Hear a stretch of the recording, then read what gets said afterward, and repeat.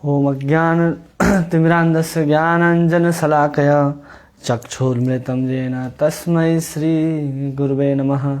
श्रीचैतन्यमनोभीष्टं स्थापितं येन भूतले स्वयं रूपकदा मह्यं ददाति स्वपदान्तिकं।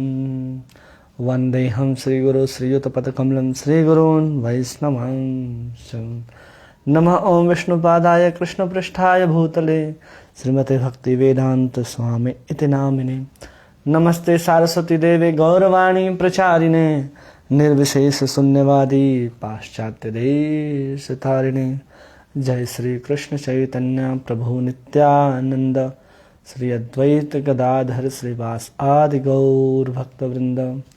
हरे कृष्ण कृष्ण कृष्ण हरे हरे, हरे राम राम राम हरे हरे। गुरुवे गौरचंद्राय राधिकाय तदालय कृष्णाय कृष्ण भक्ताय तद्भक्ताय नमो नमः। हरे कृष्णा। आप सभी का बहुत बहुत स्वागत है इस भगवत गीता कोर्स में, जिसमें हम लोग आज 33वें दिन इस भगवत गीता के 11वें अध्याय का अध्ययन कर रहे हैं, जिसे हम लोग विश्व रूप दर्शन योग के नाम से जानते हैं, जिसको हिंदी में विराट रूप कहा गया है और अंग्रेजी में प्रभुपाद जी ने इसको यूनिवर्सल फॉर्म बतलाया है। जिसमें हम लोग देख चुके हैं कि भगवान के अनुरोध पर कैसे विश्व रूप का दर्शन कराते हैं, और विश्व रूप को देख करके अर्जुन के अंदर जो रोमांच आता है, उस रोमांच को देख करके संजय धृतराष्ट्र को बता रहे होते हैं कि अर्जुन उस विश्व रूप के अंदर अनंत ब्रह्मांडों को देख रहा है, अनंत मुखों को, अनंत हाथों को, अनंत जंघाओं को, पैरों को, इस सभी को, यहां तक कि युद्ध के मैदान में खड़े हुए भीष्म, द्रोणाचार्य, कर्ण, ये सब भगवान कृष्ण के उस काल रूपी मुख के अंदर प्रवेश कर रहे हैं, और कुछ तो उनके दांतों पे फंस करके चूर्ण बन रहे हैं। ये सब कुछ अर्जुन रथ के ऊपर खड़े भगवान कृष्ण जो विराट रूप विश्व रूप दिखा रहे हैं, उस विश्व रूप के अंदर देख रहा है। ये विश्व रूप क्या है? जैसे प्रकृति है, कभी है और कभी नहीं है, उसी तरह विश्व रूप जो है वो स्थायी रूप से नहीं रहता, अस्थायी रहता है। इसलिए इस विश्व रूप का उतना ज्यादा महत्व नहीं है जितना ज्यादा महत्व भगवान के चतुर्भुज स्वरूप और भगवान कृष्ण के माधुर्यमय 2 हाथ वाले स्वरूप का होता है। इसलिए भगवान यहाँ अर्जुन से प्रार्थना करते हैं, और फिर भगवान 4 हाथ वाले रूप में और फिर पुनः 2 हाथ वाले रूप में आते हैं, और फिर 2 हाथ वाले रूप की महिमा का वर्णन स्वयं भगवान कृष्ण करते हैं अपने मुख से, जिसको हम लोग अभी श्रवण करने वाले हैं। हम लोगों ने देखा था कि अर्जुन को भगवान ने निमित्त बनाया। भगवान कहते हैं कि मैंने पहले ही जितने भी राक्षस आदि थे जो डर करके भाग रहे हैं इस विश्व रूप के अंदर, जो देख रहा है, उसमें यह भी देखा कि सब जितने योद्धा हैं वो सब भगवान ने मार डाले। अब जब सबको भगवान ने मार डाला है तो भगवान कहते हैं कि अब तुम युद्ध करो और संपन्न राज्य का सुख भोगो, क्योंकि मैंने सबको पहले ही मार दिया है। जब भगवान ने सबको पहले ही मार दिया है तो अब हमारा काम क्या है? तो उसका अर्जुन का सिर्फ यही काम है कि अब वो केवल और केवल युद्ध करेगा। सव्यसाचिन कहते हैं, जो बहुत निपुणता के साथ तीर चलाने वाला है। उसके बाद केवल भगवान कहते हैं निमित्र मात्र, मैंने सबको मार दिया है, अब तुम क्या लो? केवल इसका श्रेय लो कि तुमने युद्ध लड़ा और विजय प्राप्त किया है। पहले ही भगवान ने पूरा का पूरा महाभारत के युद्ध को जीत लिया है। उसको कब जीता है तो 2 वर्णन आता है।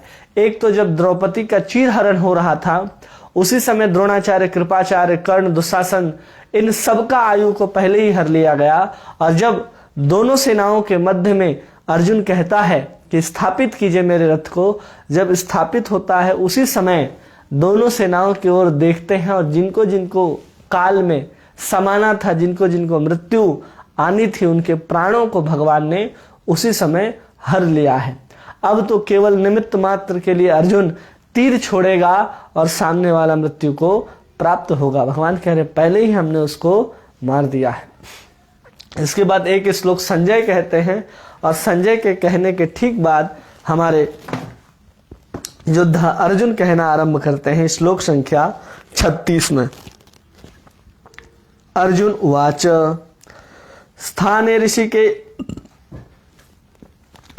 स्थाने ऋषिकेश तव प्रकीर्त्या जगत प्रहस्यानुरंजते च रक्षासि भीतानि दिशो द्रवन्ति सर्वे नमस्यन्ति च सिद्ध संगा। कह रहे हैं अर्जुन ने कहा, हे ऋषिकेश, आपके नाम के श्रवण से संसार हर्षित होता है और सभी लोग आपके प्रति अनुरक्त होते हैं। यद्यपि सिद्ध पुरुष आपको नमस्कार करते हैं, किंतु असुरगण भयभीत और इधर उधर भाग रहे हैं। यह ठीक ही हुआ। अर्जुन क्या बता रहे हैं कि आपका जो स्वरूप है, आपका जो नाम है, उसको ले करके गा करके पूरा का पूरा जगत जो होता है वो हर्षित होता है। इसी को कहते तव प्रकीर्तयः। तो यहाँ पर नाम ही नहीं है, 9 प्रकार के सब भक्ति को, जब विश्वनाथ चक्रवर्ती ठाकुर ऐसे नाम कीर्तन आता है तो 9 भक्ति को पूरा लेते हैं और कहते हैं केवल नाम लीला प्रकीर्तया, कीर्तन को सुन करके पूरा संसार हर्षित हो जाता है और सभी लोग आपके अनुरक्त हो जाते हैं। सिद्ध गण आपको नमस्कार करते हैं, लेकिन असुर आदि गण जो हैं वो भयभीत होकर के दूर हो जाते हैं और कहते हैं ये सब ठीक ही हुआ। अब इस श्लोक को समझना है। 36वां नंबर श्लोक, जिसमें सबसे पहला शब्द है स्थाने। स्थाने का अर्थ होता है युक्ति, या फिर युक्तु के कह सकते उचित। उचित मार्गदर्शन दीजिए, उचित सही क्या है, उचित क्या होना चाहिए। तो यहाँ पर स्थाने कहा जा रहा है। आचार्य कहते हैं कि हर श्लोक के जो शब्द हैं उसके पहले ये स्थाने शब्द को हम लगा सकते हैं।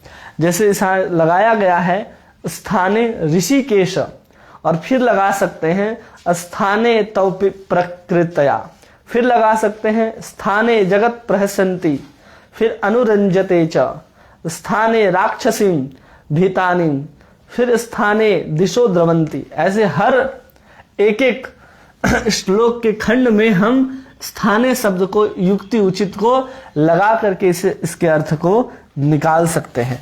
जैसे स्थाने के बाद वहां पर अर्जुन कहता है भगवान को ऋषिकेश। क्या कहता है भगवान को? ऋषिकेश। अब ऋषिकेश का मतलब होता है जो इंद्रियों के स्वामी हैं उनको हम ऋषिकेश कहते हैं। तो यहां पर जब स्थाने लग गया, इसके पहले क्या लग गया? स्थाने, जिसका अर्थ होता है युक्ति अथवा उचित। जब यहां पर स्थाने लग गया तो इसका मतलब है उचित ऋषिकेश। मतलब कह रहे हैं कि जो आपके प्रति अनुकूल भाव को रखते हैं वो उनकी इंद्रियां जो हैं आपसे अभिमुख हो जाती हैं, आपकी ओर इंद्रियां नहीं मुड़ती, विमुख हो जाती हैं। और जो भक्त हैं उनकी इंद्रियां आपके तरफ मुड़ती हैं। यहां उचित का अर्थ ऋषिकेश। किसकी इंद्रियां भगवान की तरफ आएंगी? जो भगवान के भक्त हैं उनकी इंद्रियां भगवान की तरफ क्या हो जाएंगी? अभिमुख होंगी। और जो अभक्त हैं भगवान के, जो भगवान की भक्ति नहीं करते हैं, उनकी इंद्रियां भगवान की तरफ से विमुख हो जाती हैं। ये स्थानीय शब्द को ऋषिकेश से पहले लगाने का अर्थ हुआ, जिसमें कह रहे हैं अर्जुन कि हे ऋषिकेश, जो भक्त हैं उनका जो इंद्रियां हैं वो तो आपकी ओर मुड़ता है, लेकिन आपके जो अभक्त हैं उनकी इंद्रियां आपसे विमुख हो जाती हैं। और फिर इसी स्थाने को लगाएंगे। कहाँ लगाएंगे? स्थाने तव प्रकीर्तया। तव प्रकीर्तया, भगवान इस श्लोक में कहते हैं ना तव प्रकीर्तया, तो वहां भी स्थाने लगाएंगे। तो इसका अर्थ क्या हो जाएगा कि भगवान कह रहे तव प्रकीर्तया का मतलब होता है महात्म कीर्तन। क्या होता है? महात्म कीर्तन, भगवान के बारे में कुछ कीर्तन करना। मतलब कि जब हम भगवान के कीर्तन को करते हैं तो सब जगत क्या हो जाता है? यहां पर अनुरक्त हो जाता है। क्या हो जाता है? अनुरक्त हो जाता है। क्यों? क्योंकि पूरा का पूरा जगत जो है भगवान के साथ अनुरक्त है ही। और सब राक्षस गण जो क्या होते हैं वो भाग जाते हैं। क्यों भाग जाते हैं? क्योंकि हम वहां पर भगवान का कीर्तन कर रहे हैं और भगवान के कीर्तन को राक्षस आदि सुनना पसंद नहीं करते हैं। अब आज के समय में देख लीजिए, जब हम भगवान का कीर्तन गान करते हैं तो परेशानी किसको हो रही है या किसको होती है? तो समझना चाहिए जिसको परेशानी हो रही है वो सब असुर और राक्षस के गिनती में आते हैं। और हमें समझना है कि वो राक्षस की गिनती में क्यों है, क्योंकि उन्होंने अपने स्वभाव में इतना पाप भर लिया है कि भगवान उसको शुद्ध करना चाहते हैं, इसलिए वो चतुर्वर्ण के अंदर नहीं आते, वर्ण से बाहर होते हैं। इसलिए उनको अत्यंत मलेच्छ, यवन ये सब कह करके पुकारा जाता है। तो यहाँ कह रहे हैं कि जब महात्म कीर्तन होता है भगवान का तो उनको क्या होती है, परेशानी होती है और वो सब भाग जाते हैं। और फिर स्थाने लगाएंगे और फिर कहेंगे सर्वे नमस्यन्ति ही। कौन नमस्कार करता है? तो कह रहे हैं कि सिद्ध संगा, जितने भी सिद्ध हैं वो सभी सिद्धगण क्या करते हैं, भगवान को नमस्कार करते हैं। जब भगवान को नमस्कार करते हैं तो ये भी कहा जा रहा है कि उचित है, क्योंकि उस स्थान में भी हम लगाएंगे स्थाने सर्वे नमस्यन्ति चह सिद्धगणा, कि भगवान क्या कर उचित रूप से वो क्या कर सिद्धगण आपको नमस्कार करते हैं, क्योंकि वो भी क्या है, आपके भक्त हैं, इसलिए आपको नमस्कार करते हैं। तो ये अर्थ है कि सब ऐसा हो रहा है। ये रूप कैसा है भगवान का? अभी तक विश्व रूप को ही भगवान प्रदर्शित कर रहे हैं और अर्जुन पुनः हाथ जोड़ करके उस विश्व रूप की प्रार्थना करता है, वंदना करता है। तो बता रहा है कि आपके उस विश्व रूप में क्या है कि लोग अनुरक्त हो रहे हैं और कुछ लोग विमुख हो रहे हैं, तो कुछ लोग आपको प्रणाम कर रहे हैं भगवान, और कुछ लोग क्या है, अलग अलग दिशाओं में आपसे डर करके, भयभीत होकर के भाग रहे हैं। ऐसा भगवान का विश्व रूप है जो अर्जुन को भगवान ने युद्ध के मैदान में अपने रथ पे खड़े होकर के प्रदर्शन किया था। अब 37वें श्लोक में अर्जुन कहता है, कस्माच्च तेन नमिधान महात्मन गरीयसे ब्राह्मणो अप्यादि कृत्रे अनंत देवेश जगन्निवास त्वमक्षरम सत्सत्परम जतः। हे महात्मा, आप ब्रह्मा से भी बढ़कर हैं, आप आदि स्रष्टा हैं, तो फिर वे आपको सादर नमस्कार क्यों न करें? हे अनंत, हे देवेश, हे जगन्निवास, आप परम स्तोत्र हैं, अक्षर कारणों के कारण तथा इस भौतिक जगत से परे हैं। अब यहां देखिए क्या कहता है कि आप बढ़कर के हैं। किससे बढ़कर के हैं? आप ब्रह्मा से भी बढ़कर के हैं, ब्रह्मा से बढ़कर हैं, बढ़कर हैं। क्यों भाई? क्योंकि विश्व रूप में सब कुछ दिख रहा है अर्जुन को। ब्रह्म कमल के आसन पे ब्रह्मा से लेकर के कैलाश में बैठे भगवान शंकर और क्षीर सागर में लेटे हुए भगवान विष्णु को भी इसी विश्व रूप के अंदर अर्जुन ने देखा है। इसलिए यहां पर कह रहा है कि ब्रह्मा से बढ़कर हैं और आप सबके स्रष्टा हैं। क्या है आप? भगवान सबके स्रष्टा हैं, आपसे ही सब कुछ उत्पन्न हुआ है, फिर भी वो आपको नमस्कार क्यों न करे? मतलब कौन? ये जो ब्रह्मा आदि हैं, देवता हैं, वो भी किसको नमस्कार करता है? भगवान को नमस्कार करते हैं, भगवान को नमस्कार करते हैं। और करेंगे क्यों नहीं? क्योंकि सबके मूल कौन है? सबके मूल भगवान है। क्यों? तो इसी को कह रहे हैं हे अनंत। क्या कह रहे हैं भगवान को? हे अनंत, हे देवेश, हे देवेश। और फिर कह रहे हैं हे जगन निवास। भगवान को कह रहे हैं हे जगन निवास। और फिर कह रहे हैं आप परम स्तोत्र हैं, अक्षर हैं, कारणों के कारण हैं और इस भौतिक जगत से परे हैं। सब भगवान को कह रहे हैं कि आप इस जगत से कहां हो गए भगवान? आप इस जगत से परे हैं। क्योंकि इतना सारा कुछ भी हम भगवान की महिमा में कहना चाहें तो हमारी वाणी वहां तक नहीं जा सकती।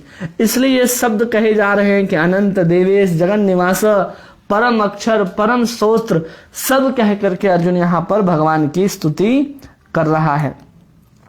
और आगे जब आचार्य समझाते हैं तो कहते हैं कि श्री भगवान केवल सभी के लिए क्या है? नमस्य नहीं है कि वो नमस्कार करने योग्य हैं। और उसके साथ साथ क्या है, भगवान सर्वात्मक होने से सर्वमय भी हैं। अब इसको समझिए आचार्य ऐसा क्यों लिख रहे हैं इस श्लोक में, क्योंकि यहां तो कहा गया कि आप परम अक्षर हैं, परम भगवान हैं, अनंत हैं, देवेश हैं, जगत निवास हैं। तो कह रहे हैं यहां पर कि आप सबसे पहले क्या हैं, आचार्य बताते हैं कि आप नमस्य हैं, मतलब जो नमस्कार करने योग्य है, नमस्कार करने योग्य। अब कौन इनको नमस्कार कर रहा है? हम साधारण जीव की बात नहीं हो रही, यहां पर अर्जुन कह रहा है कि आपको ब्रह्मा आदि देवता भी क्या करते हैं, नमस्कार करते हैं। अर्जुन ऐसा कह रहा है। तो ये कह रहे हैं कि केवल नमस्य ही नहीं है, बल्कि वो सर्वात्मक है। क्या है वो? सर्वात्मक है। सर्वात्मक मतलब सभी के आत्मक है, जो सब जगह है उसको भी सर्वात्मक कहते हैं। और उसके बाद कहते हैं केवल सर्वात्मक ही नहीं, सर्वमय भी है, सर्वमय। अब ये क्यों कह रहा है? क्योंकि अब इस श्लोक में देखेंगे तो कहता है अर्जुन कि सद अक्षरम सत सत परम यतः, कि आप ही हैं, आप ही व्याप्त हैं और आप ही हैं। इसलिए यहां पर कह रहा है कि आप कौन है भगवान? तो आप क्या हैं यहां पर? सर्वमय हैं। और फिर कह रहा है प्रकृति से परे होने के कारण अक्षर अचिंत्य शक्ति कही जा रही है। क्यों कही जा रही है? जो प्रकृति से परे होता है, जो अक्षर है, फिर उस अचिंत्य शक्ति से सभी तत्वों का प्रकाश होता है, सर्वमय है। और अर्जुन कह रहा है कि आप अनंत देवेश सत सत परम त्वक्षरम, आप क्या है? परम स्रोत होने के कारण जितने भी प्रकृति में दिखाई देने वाले वस्तुएं हैं, उस सभी वस्तुओं का प्रकाश, उनका प्रादुर्भाव कहां से होता है? तो भगवान की अचिंत्य शक्ति के कारण। अचिंत्य शक्ति से जितने भी जीव हैं, जीव हो या जड़ है, वो सबका प्रकाश कहां से होता है? भगवान की शक्ति से होता है। इसलिए कहा जा रहा है अचिंत्य शक्ति से ही होता है। स्वयं भगवान जीव नहीं बने, स्वयं भगवान जड़ नहीं बने, लेकिन अचिंत्य शक्ति है जो जीव है। जीव क्या है? भगवान की तटस्थ शक्ति है और जड़ भगवान की बहिरंगा शक्ति है। तो ये शक्ति है कहां से आखिर आती है? भगवान के अंदर से, भगवान की ही शक्ति है।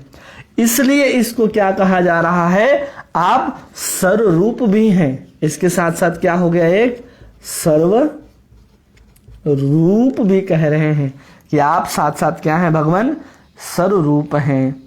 और ऐसा होने से सभी भगवान नहीं हैं, लेकिन सब के समान भी नहीं है। भगवान के समान भी नहीं है और भगवान भी नहीं है। कौन नहीं है? तो जो भी जीव हैं और जो ये प्रकृति दिखाई दे रही है, ये प्रकृति और ये जीव है, वो दोनों भगवान नहीं है। आया जरूर भगवान से है, उनके माता पिता और अंश जरूर भगवान है, उस अंश के रूप में जरूर प्रकृति और जड़ व्याप्त है, लेकिन कोई कहे कि भगवान से आने के कारण ये भी भगवान के बराबर सत्ता रखता है तो बिल्कुल गलत है। सर्वात्मक है, सर्वमय है और सर्वरूप है भगवान। जो कुछ भी हमको दिखाई दे रहा है इस जगत में, उस सबका रूप धारण भगवान ने ही कर रखा है। लेकिन उसके पहले कहते हैं अचिंत्य शक्ति से। किस शक्ति से? अचिंत्य शक्ति के कारण। क्योंकि जो कुछ दिखाई दे रहा है इस जगत में, केवल और केवल भगवान के शक्ति और शक्ति का प्रकाश है और उन्हीं का प्रभाव है। जो कुछ भी है इस संसार में, वो केवल और केवल भगवान का शक्ति का ही क्या दिखता है? वो कार्य दिखता है। और कार्य के बाद क्या दिखता है? परिणाम दिखता है। ये सब जो है भगवान की शक्ति से ही संभव है। सब शक्ति काम कर रही है भगवान की। जब शक्ति कार्य और परिणाम के रूप में दिखाई दे रही है, किसी का जन्म लेना, मृत्यु होना, बढ़ना, संसार का चलना, सूरज का उगना, नदी का बहना, हवा का चलना, फूल का खिलना, कुछ भी हो रहा हो, वो सब भगवान के द्वारा हो रहा है। लेकिन खिलता हुआ फूल भगवान नहीं है, उगता हुआ सूरज भगवान नहीं है, बहता हुआ नदी भगवान नहीं है, न भगवान के समान है। केवल वो भगवान की क्या है? एक शक्ति है। और ये भी समझना चाहिए कि ये सबकी सत्ता स्वतंत्र रूप से नहीं है। ये सब सत्ता किसके वजह से है? भगवान की वजह से है। और भगवान के अतिरिक्त कोई सत्ता नहीं है। इस संसार में जो कुछ भी दिखाई दे रहा है वो क्या है? भगवान का जो ब्रह्म है, ब्रह्म जो है जिसको हम ब्रह्म के रूप में जानते हैं, भगवान का एक स्वरूप, भगवान का एक तत्व, जैसे भगवान परमात्मा और ब्रह्म, तो वो ब्रह्म के रूप में ही पूरा जीव हो, चाहे प्रकृति हो, चर हो, अचर हो, वो सबको क्या कहते हैं? ब्रह्म कहते हैं। तो भगवान क्या करते हैं? अपने अंश ब्रह्म के रूप में ही सब में परिणित है। चाहे मेरे रूप में हो, इस ब्लैक बोर्ड के रूप में हो, मार्कर के रूप में हो, इस अक्षर के रूप में हो, जो आप पढ़ रहे हैं, सुन रहे हैं, वो सब क्या है? सब ब्रह्ममय है। सब, सूरज, चांद, सितारे, पत्थर, नदी, पहाड़, झरने, सब ब्रह्ममय है। लेकिन सब ब्रह्ममय होने के कारण भी सब भगवान के समान नहीं है और सब भगवान नहीं है।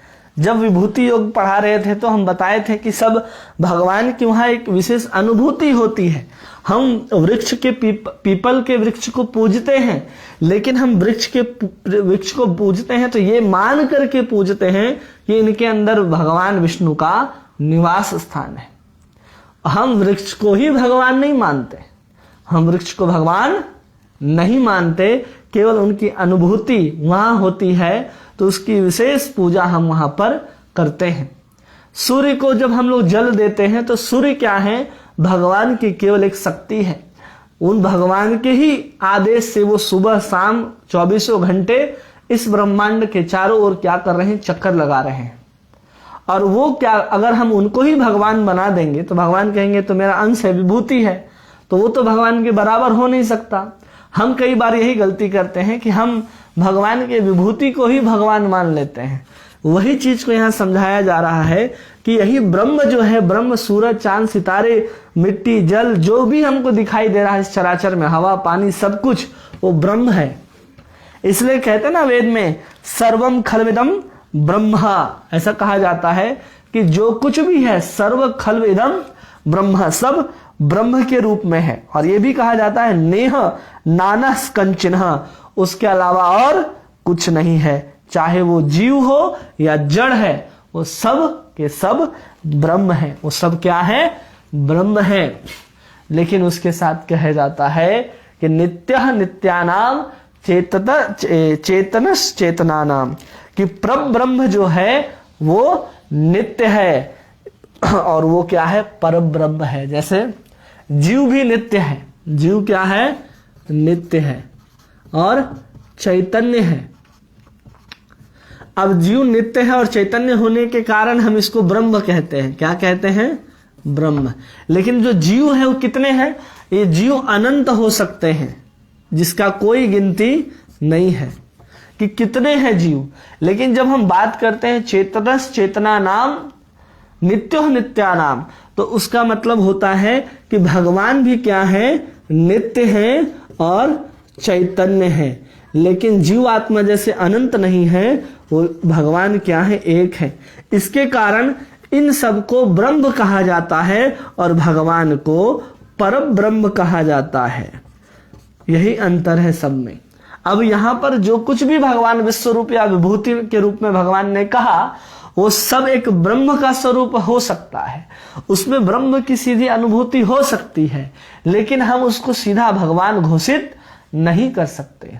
उसी तरह हम जीव और प्रकृति को ब्रह्म कहते हैं, सर्वम खल्विदम ब्रह्मा, लेकिन ये सब को हम भगवान परब्रह्म के रूप में घोषित प्रदर्शित नहीं करते हैं। क्योंकि जब स्पष्ट कहा जाता है कि नित्यः नित्यानाम चेतनश्च चेतनानाम, कि जो भी नित्य और चैतन्य है उसमें जो परब्रह्म है, जो एक है, उसी को हम परब्रह्म कहते हैं।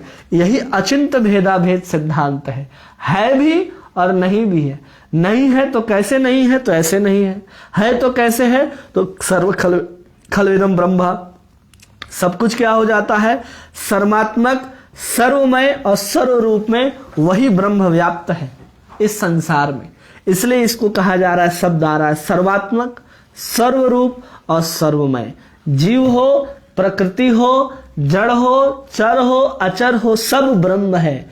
लेकिन अनंत ब्रह्म होने के कारण एक एक जीवात्मा ब्रह्म है। हमारे अंदर जो आत्मा बैठा है उसको भी हम ब्रह्म कहते हैं, लेकिन उस आत्मा के बगल में जो परमात्मा बैठा है वो क्या है? वो परम ब्रह्म है। भगवान कृष्ण कौन है?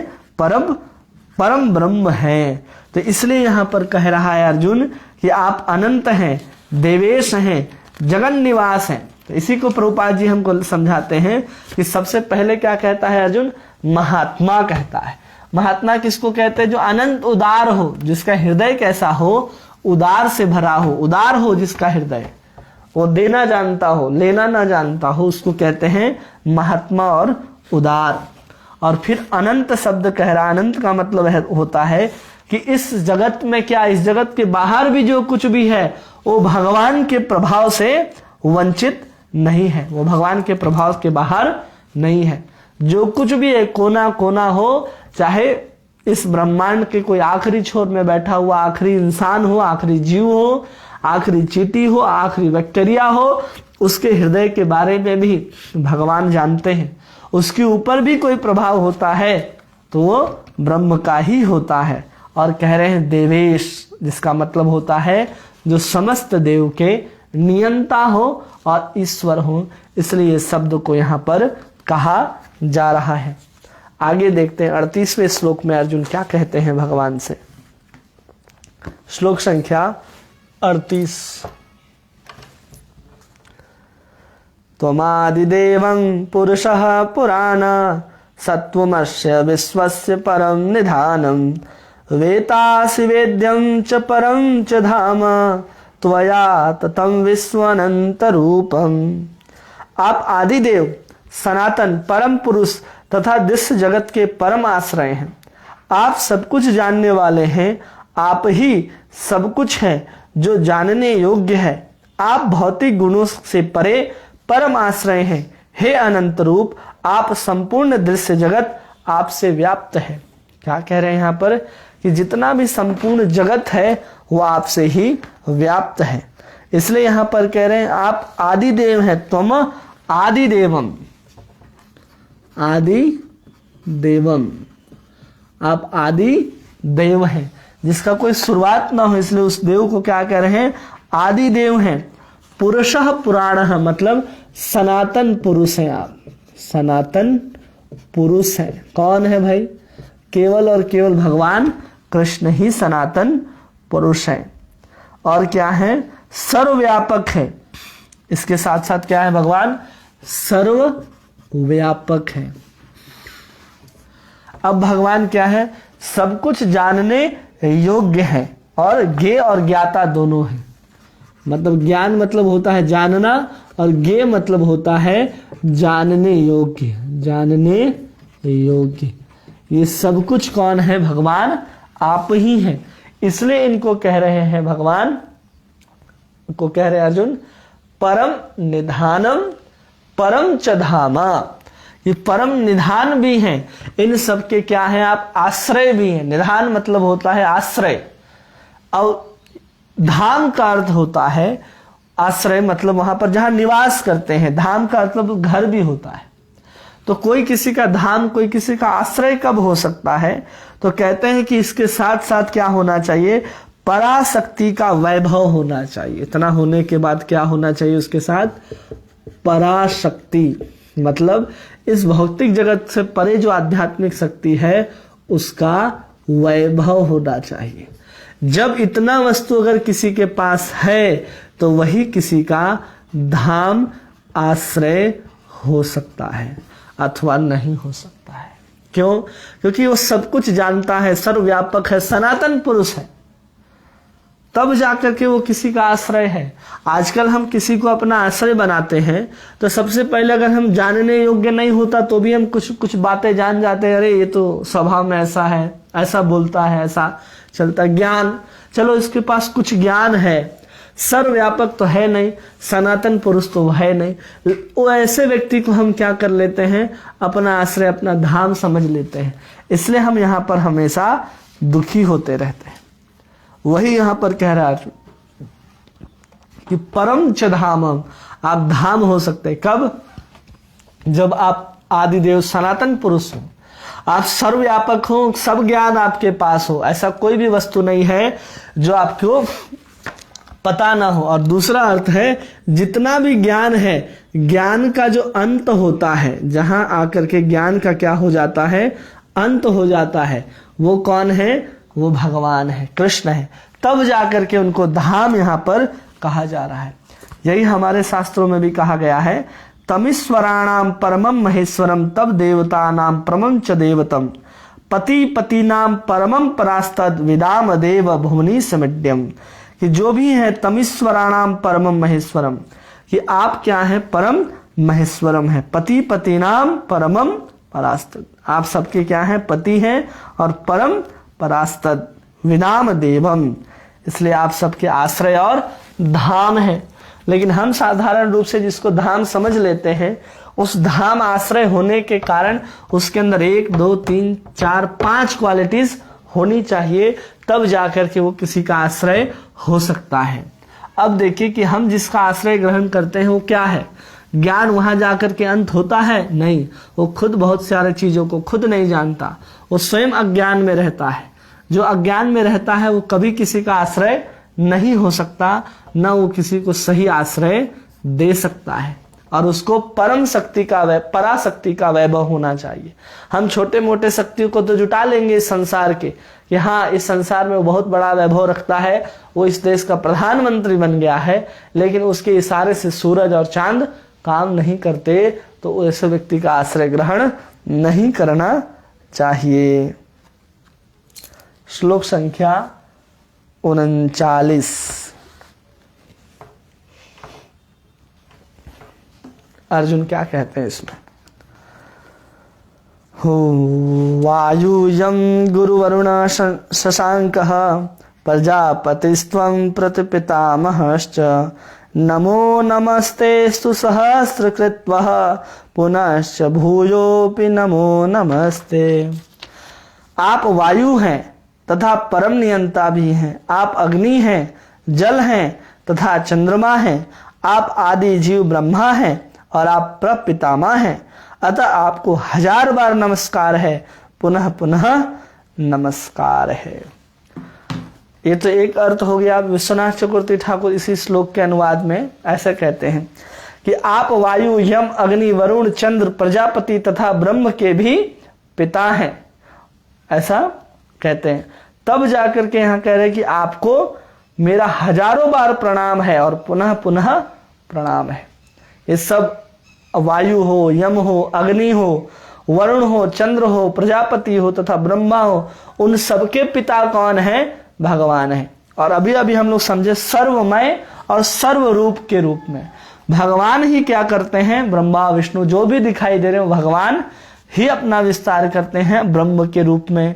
लेकिन ये सब भगवान ब्रह्म होने के कारण भी, देखिए जैसे यहाँ वरुण आया, चंद्र आया, ब्रह्मा आए, तो इन सबको क्या कह रहे हैं भगवान? कि आप ही हैं, आप हैं, आप हैं और यहाँ पर आप हैं।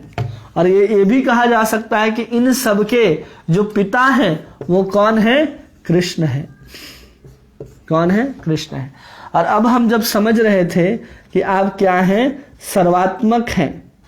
सर्वात्मक होने के साथ साथ आप क्या हैं? सर्वत्र हैं और सर्वरूप वाले हैं। तो जब सर्वरूप के रूप में हम उनको समझते हैं तो वही वरुण है, चंद्र है, वही ब्रह्मा है, वही इंद्र है। लेकिन ब्रह्मा वरुण चंद्र के रूप में होने के बाद भी ये वरुण भगवान नहीं है, चंद्र भगवान नहीं है, ब्रह्मा भगवान नहीं है, ये सब ब्रह्म हैं। लेकिन भगवान कृष्ण क्या है? परम ब्रह्म है। इसको हमको अच्छी तरह से समझना है, नहीं तो हम बोलेंगे कि अरे भगवत गीता में तो कह रहे हैं कि आप क्या हैं? वायु हैं, आप नियंता हैं, अग्नि हैं, चंद्र हैं, आदि जीव ब्रह्मा है, प्रपितामह है, आपको 1000 बार नमस्कार है, 12 बार प्रणाम है। नहीं, वो समझ जाइए कि ब्रह्म और परब्रह्म में अंतर है। उसी अंतर के साथ यहाँ पर आचार्य हमको समझा रहे हैं कि ये विश्व रूप जो हम देख रहे हैं और पढ़ रहे हैं, ये अप्रकट और प्रकट होता रहता है। विश्व रूप अस्थायी रूप से नहीं रहता, समाप्त हो जाता है। इसको अपने दिमाग में डाल लेना है कि विश्व रूप जो है स्थायी रूप नहीं है। उसी स्थायी रूप के अंदर वरुण चंद्र ये सब दिख रहे हैं जो ब्रह्म के स्वरूप में है। यही कृष्ण का जो 3 रूप में विस्तार होता है, कृष्ण को हम कैसे समझते हैं? एक ब्रह्म के रूप में जानते हैं जो निराकार है, फिर परमात्मा के रूप में जानते हैं जो सबके हृदय में है, और आखिरी में हम भगवान के रूप में जानते हैं जो षड ऐश्वर्यशाली हैं। तो जब यहाँ पर कह रहे हैं कि ये सब कौन है? एक अंश से ये सब व्याप्त है। तो ब्रह्म का एक अंश जो होता है, ब्रह्म का अंश का, इसका एक अंश का ये सब कुछ भगवान दिखा रहे हैं कि सब क्या है? ब्रह्ममय है। इसलिए यहां पर कह रहे हैं कि आप वरुण हो, चंद्र हो, अग्नि हो, आप सबके नियंता हो। ये सब कुछ कहा जा रहा है यहां उसके लिए।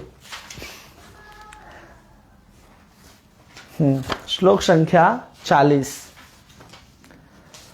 नमः पुरस्तादध पृष्ठतस्ते नमो नमस्तु ते सर्वत एव सर्व अनंत वीर्यामित विक्रमस्त्वं सर्वं समाप्रेषि ततोषि सर्वः।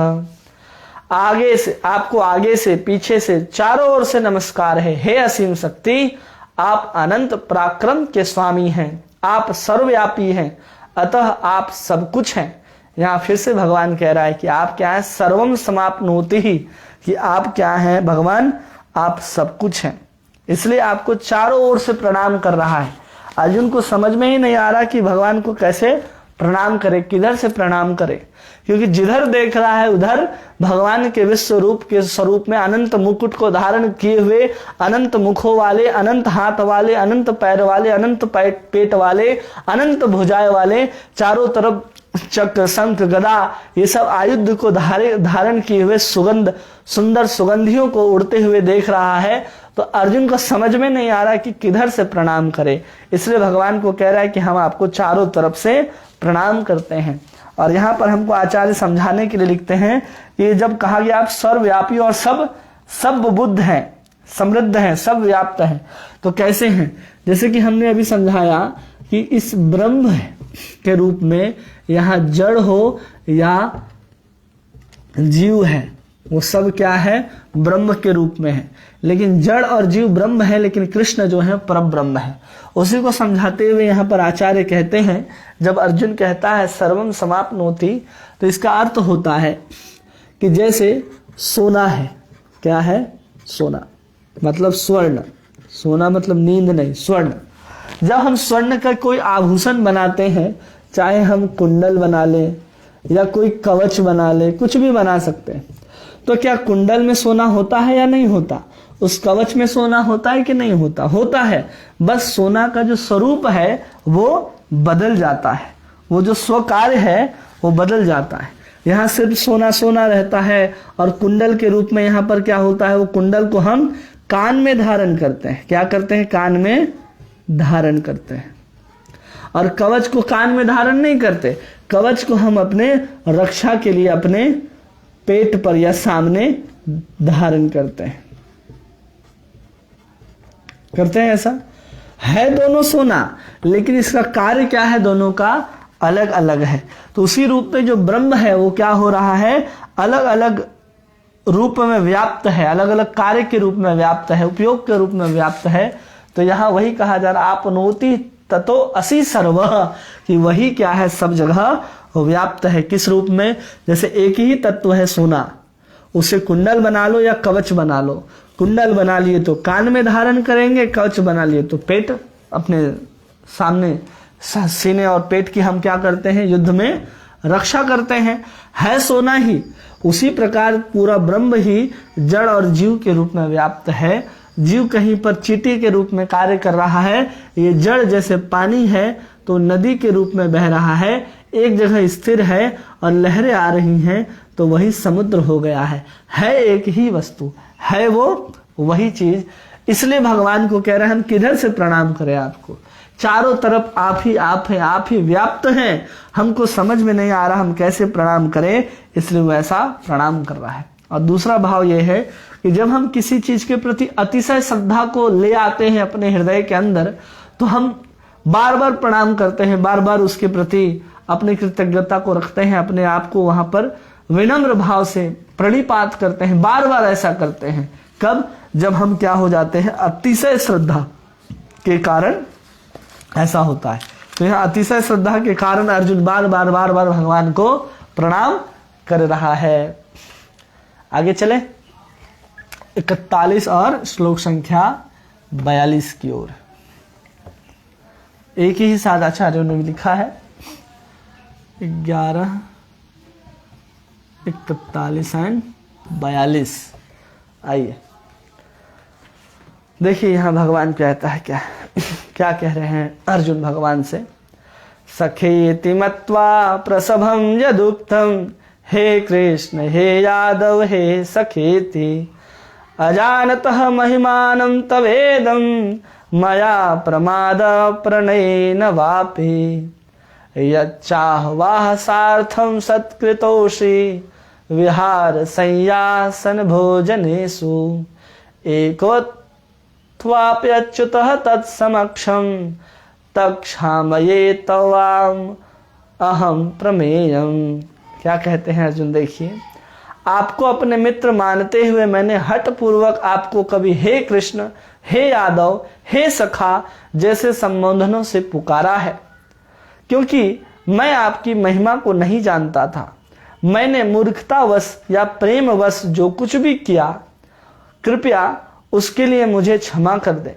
यही नहीं, मैंने कई बार आराम करते हुए, एक साथ लेटे या साथ साथ खाते हुए, बैठे हुए, कभी अकेले तो कभी मित्रों के समक्ष आपका अनादर किया। हे अच्युत, मेरे इन समस्त अपराधों को क्षमा करें। अर्जुन कह रहे हैं कि हे सखेति मत्वा प्रसभम यदुक्तम, कि जब मैं अपने आप को सखा समझता था तो सखा समझने के कारण आपको हम कहते थे, कभी कृष्ण कह रहे हैं, कभी कह रहे हैं यादव कह रहे हैं, कभी कह रहे हैं हे सखा, ऐसा हम आपको कहते थे भगवान। लेकिन कब कहते थे? तो प्रणय पूर्वक, मतलब प्रेम पूर्वक कहते थे। प्रणय के कारण जो हट होता है ना, प्रणय में जो हट होता है कि हाँ हम ऐसे ही करेंगे, तो प्रणय प्रेम पूर्वक जो हट होता है, उस प्रेम पूर्वक हट के कारण एक सखा का भाव है अर्जुन के अंदर। कैसा भाव है इसको ध्यान रखिएगा कि अर्जुन इतना विश्व रूप का दर्शन कर रहा है, भगवान के योग ऐश्वर्य को देख रहा है, उसके बाद भी भगवान कृष्ण और अर्जुन के बीच में जो सखा का संबंध है अर्जुन अभी तक भूला नहीं है। सब कुछ दिख रहा है, यहां तक कि अपने आप को समझ नहीं पा रहा, उसका मन विचलित हो रहा है। उसके बाद भी कृष्ण के साथ अर्जुन का जो सखा का संबंध है, जो नित्य संबंध है, वो अभी भी भूला नहीं है। तो इन सब शब्दों के साथ वो भगवान को कह रहा है सखेति मत्वा, मैं आपको सखा समझ करके आपको कभी कृष्ण, कभी यादव और कभी सखा के रूप में कहता था। जब हम लोग भोजन करते थे या साथ सोते थे तब भी मैं आपका क्या करता था? उपहास करता था। क्या करता था? उपहास करता था। तो आचार्य लिखते हैं विश्वनाथ चक्रवर्ती ठाकुर की कैसा उपहास करते थे, तो कहते थे कि जो आपके पिता हैं वसुदेव, वो कौन है? बहुत प्रसिद्ध नहीं है। क्या कहता था? कि जो वसुदेव है ना वो बहुत प्रसिद्ध नहीं है, और आप कृष्ण जो है वो अर्धरथी हैं। वो कौन कहता था ऐसा भगवान को? अर्जुन कहता था। अर्धरथी समझते हैं ना, हमने बताया था अतिरथी, रथी, महारथी, अर्धरथी। तो उसमें भगवान कृष्ण को कहता था उपहास पूर्वक अर्जुन अर्धरथी। तो ऐसा सोच करके उसको लग रहा है कि हमने इस भगवान के प्रति जो विश्व रूप देखा कि अरे भगवान के पास तो इतना बड़ा ऐश्वर्य है, और हम उनको सामान्य सखा समझ करके जब हंसते खेलते साथ बैठते उठते जब भोजन करते थे तो हमने उनका बार बार क्या कर दिया? उपहास कर दिया है। जब उपहास कर दिया है तो चाहता है कि भगवान हमें क्षमा कर दे। तो क्षामये तम अहम प्रमेयम, क्या करते आप? भगवान उसे प्रेम पूर्वक हमें क्षमा कर दीजिए। क्यों क्षमा कर दीजिए मांग रहा है? क्योंकि सखा का भाव तो है अर्जुन के अंदर। अब सखा के कारण जो उसने अपराध किए कृष्ण के प्रति, उसको लग रहा है कि हमने अपराध किए हैं। उन अपराधों के प्रति यहाँ पर अर्जुन क्षमा मांग रहा है कि हमने आपके साथ ऐसा ऐसा किया है। कब? यह विराट विश्व रूप देखने के बाद भी अरे बाप रे यही तो सबके मालिक है। अब इसके पहले भी अर्जुन को पता था, क्या पता था कि ये भगवान है। उनके प्रति सखा का भाव था, सखा का भाव में रहते थे हमेशा। अब जैसे ही विराट रूप को देखा, अरे ये तो भगवान है, अरे ये तो सबके मालिक है, इस चराचर जगत के मालिक है, सारा ब्रह्मांड इसी में दिख रहा है, अनंत कोटि ब्रह्मांड। तो वो सखा का भाव तिरोभाव नहीं होता, वो भाव रहता है, लेकिन उसी भाव के साथ यहाँ पर क्षमा मांग रहे हैं। प्रभुपाद जी लिखते हैं कि यही होता है जीव और जो कृष्ण का जो संबंध है, दोनों के बीच जो संबंध है वो शाश्वत है। वो क्या है? शाश्वत है, वो कभी भी समाप्त नहीं हो सकता। हम इस संबंध को केवल भूले हुए हैं, हमें इस संबंध को पुनः याद करना है। अर्जुन को इतना सारा ऐश्वर्य देखने के बाद भी सब याद रहा। कभी कभी होता ना कि हम ऐश्वर्य को देखने के बाद हम भूल जाते हैं कि क्या है, क्या है मतलब कि हम जिसके साथ बात कर रहे हैं भूल जाते हैं, अरे भगवान ही है ये तो, हमें भगवान जैसा आदर करना चाहिए। जैसे वसुदेव और देवकी के सामने जब भगवान प्रकट होते हैं चतुर्भुज के रूप में और उन्होंने अपने पुत्र के रूप में मांगा, तो स्वयं उनके यहाँ प्रकट होते हैं और देवकी वसुदेव हाथ जोड़ करके भगवान से प्रार्थना करना आरंभ कर देते हैं। तो भगवान कहते हैं, अरे मैं आपके पुत्र के रूप में आया हूं, आप मेरे इस ऐश्वर्य भाव को देख करके ऐसे प्रार्थना करेंगे तो कैसे पुत्र समझेंगे। तो फिर बाद में वही चतुर्भुज स्वरूप सुंदर द्विभुज बालक के रूप में होते हैं। तो इसलिए इस स्वरूप को, संबंध को समझना है कि कितना भी ऐश्वर्य आगे बढ़ जाए, लेकिन जो माधुर्य भक्त होते हैं, जो सखा के रूप में मानते हैं, वो भगवान को हमेशा उसी रूप में देखना और सुनना पसंद करते हैं। इसलिए अर्जुन यहाँ पर भगवान से क्षमा मांग रहे हैं कि आप तो इतने बड़े भगवान हैं और ये सखा का भाव है, इसलिए भगवान से यहाँ पर अर्जुन क्षमा मांग रहे हैं। श्लोक संख्या 43।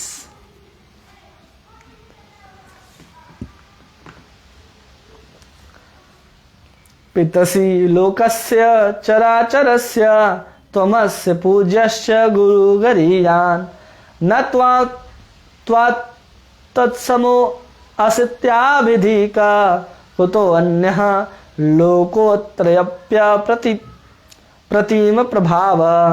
इस चर तथा अचर संपूर्ण दृश्य जगत के जनक हैं।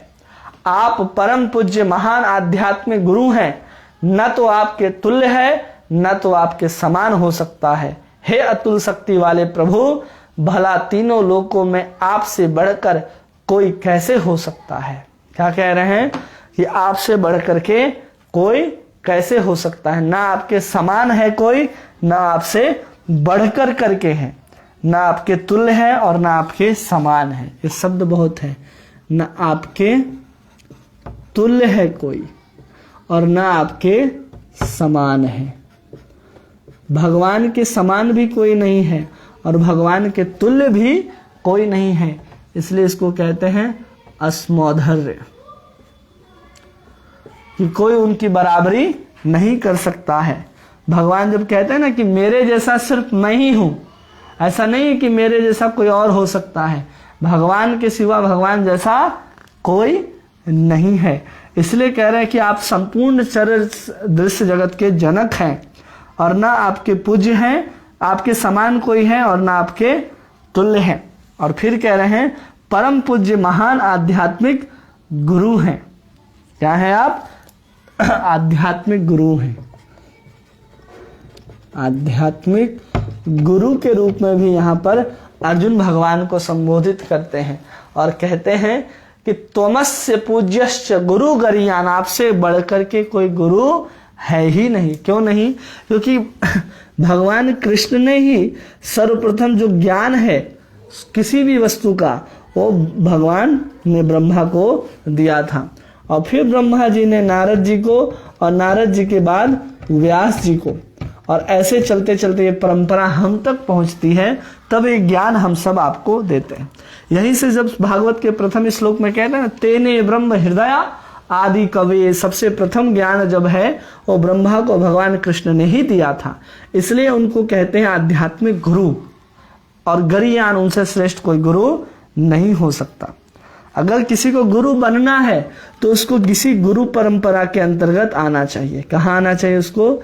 गुरु परंपरा के अंतर्गत। वो स्वयं गुरु हो जाए और कहे कि मुझे रात को ज्ञान आया है। जैसे आजकल जो विवाद चल रहा है इसी के ऊपर आया, क्योंकि परंपरा से ज्ञान ना होने के कारण वो प्रमाणिक नहीं है कि कोई हमको गए पहाड़ के ऊपर, वहां से ज्ञान आया, हम पेड़ के नीचे बैठे वहां से ज्ञान आया, हम इस नदी में स्नान किए तो अचानक मेरे अंदर ये ज्ञान आया, हम रात को सपने में सोए थे ज्ञान आया। अरे मूर्ख, जब तक गुरु परंपरा से ज्ञान नहीं आएगा उसको हम प्रमाणिक और उसको हम भरोसेमंद नहीं मानेंगे कि हम उस पर चल करके भगवान को प्राप्त कर सकते हैं। इसलिए हमको क्या होना चाहिए? किसी परंपरा के अंतर्गत ही ज्ञान आना चाहिए। भले किसी को सही में आ गया हो कि चलो किसी कारण उसको अचानक ईश्वर की कृपा हुई, उसके अंदर ज्ञान का प्रकाश फूटा और उसे कुछ ज्ञान हो गया, वो बोलने लग गया, तो परंपरा वहां से शुरू हो जाएगी। ऐसा नहीं, केवल उसी व्यक्ति के लिए हो सकता है, अन्य किसी व्यक्ति के लिए नहीं हो सकता है। उसी को यहाँ आगे कहते हैं कि इस परंपरा में होना चाहिए और वो भगवान होने चाहिए। इसलिए भगवान को यहाँ कहा जा रहा है कि न तस्य कारणम च विद्यते न तस्मात् अभ्युत न तस्मात् अभ्या अधिकश्च दृश्यते। भगवान के लिए कोई कार्य और कारण जो है वो संसार में दिखाई नहीं देता है, और वो भगवान क्या है? उनके समान और उनके तुल्य भी कोई नहीं है।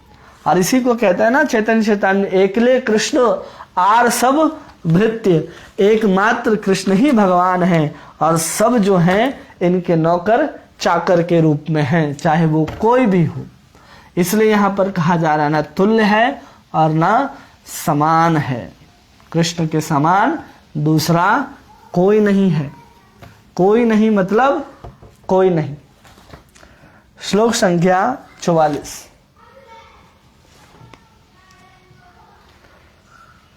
तस्मात् प्रणम्य प्रणिधाय कायं प्रसादयेतु ममी स्वमेड्यं पितेव पुत्रस्य सखेव सख्यु प्रियः प्रियाय हर्षिदेव सोढ़ुम्। आप प्रत्येक जीव द्वारा पूजनीय भगवान हैं, अतः मैं गिरकर सादर प्रणाम करता हूं और आपकी कृपा की याचना करता हूं। जिस प्रकार पिता अपने पुत्र की ढिठाई सहन करता है, मित्र अपने मित्र की धृष्टता सह लेता है, या प्रिय अपनी प्रिया का अपराध सहन कर लेता है, उसी प्रकार कृपा करके आप मेरी त्रुटियों को सहन कीजिए। क्या कह रहा है भगवान को? कि तस्मात् प्रणम्य प्रणिधाय कायम। प्रणिधाय मतलब गिर करके। और भी कैसे गिर रहा है? तो आचार्य बताते हैं दंडे के समान। कोई डंडे को अगर गिरा दिया जाए तो कैसे गिरता है, वैसे गिर करके यहाँ भगवान से क्षमा मांग रहा है और कह रहा है कि जैसे एक पिता अपने पुत्र के गलतियों को माफ कर देता है, जैसे एक मित्र दूसरे मित्र की धृष्टता को माफ कर देता है, एक प्रिया और प्रियतम आपस के अपराध को क्षमा कर देते हैं, उसी प्रकार आप भी क्या कीजिए, मेरी त्रुटियों को सोढ़ुम, सोढ़ुम का अर्थ होता है सहन कर लीजिए। ऐसा कह करके भगवान से क्षमा मांग रहा है अर्जुन।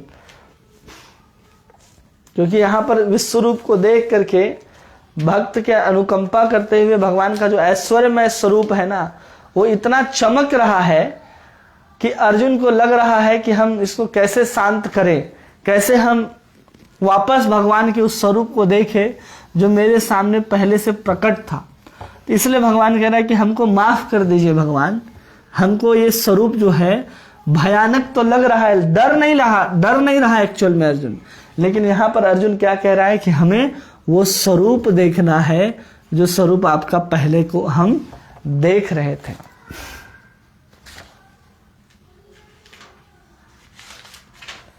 श्लोक संख्या 44। तो यही यहां पर कह रहा है। 45 श्लोक संख्या 45। अदृष्ट पूर्वं हसितो अस्मि दृष्ट्वा भयेन च प्रवर्तितं मनो मे तदेव मे दर्शयं देव रूपं प्रसीद देवेश जगन्निवास। अर्जुन कहता है पहले कभी ना देखे गए इस विराट रूप का दर्शन करके मैं पुलकित हो रहा हूं, किंतु साथ ही मेरा मन भयभीत हो रहा है। अतः आप मुझ पर कृपा करें और हे देवेश, हे जगन निवास, अपना पुरुषोत्तम भगवान स्वरूप आप पुनः दिखाइए। क्या कह रहा है अर्जुन?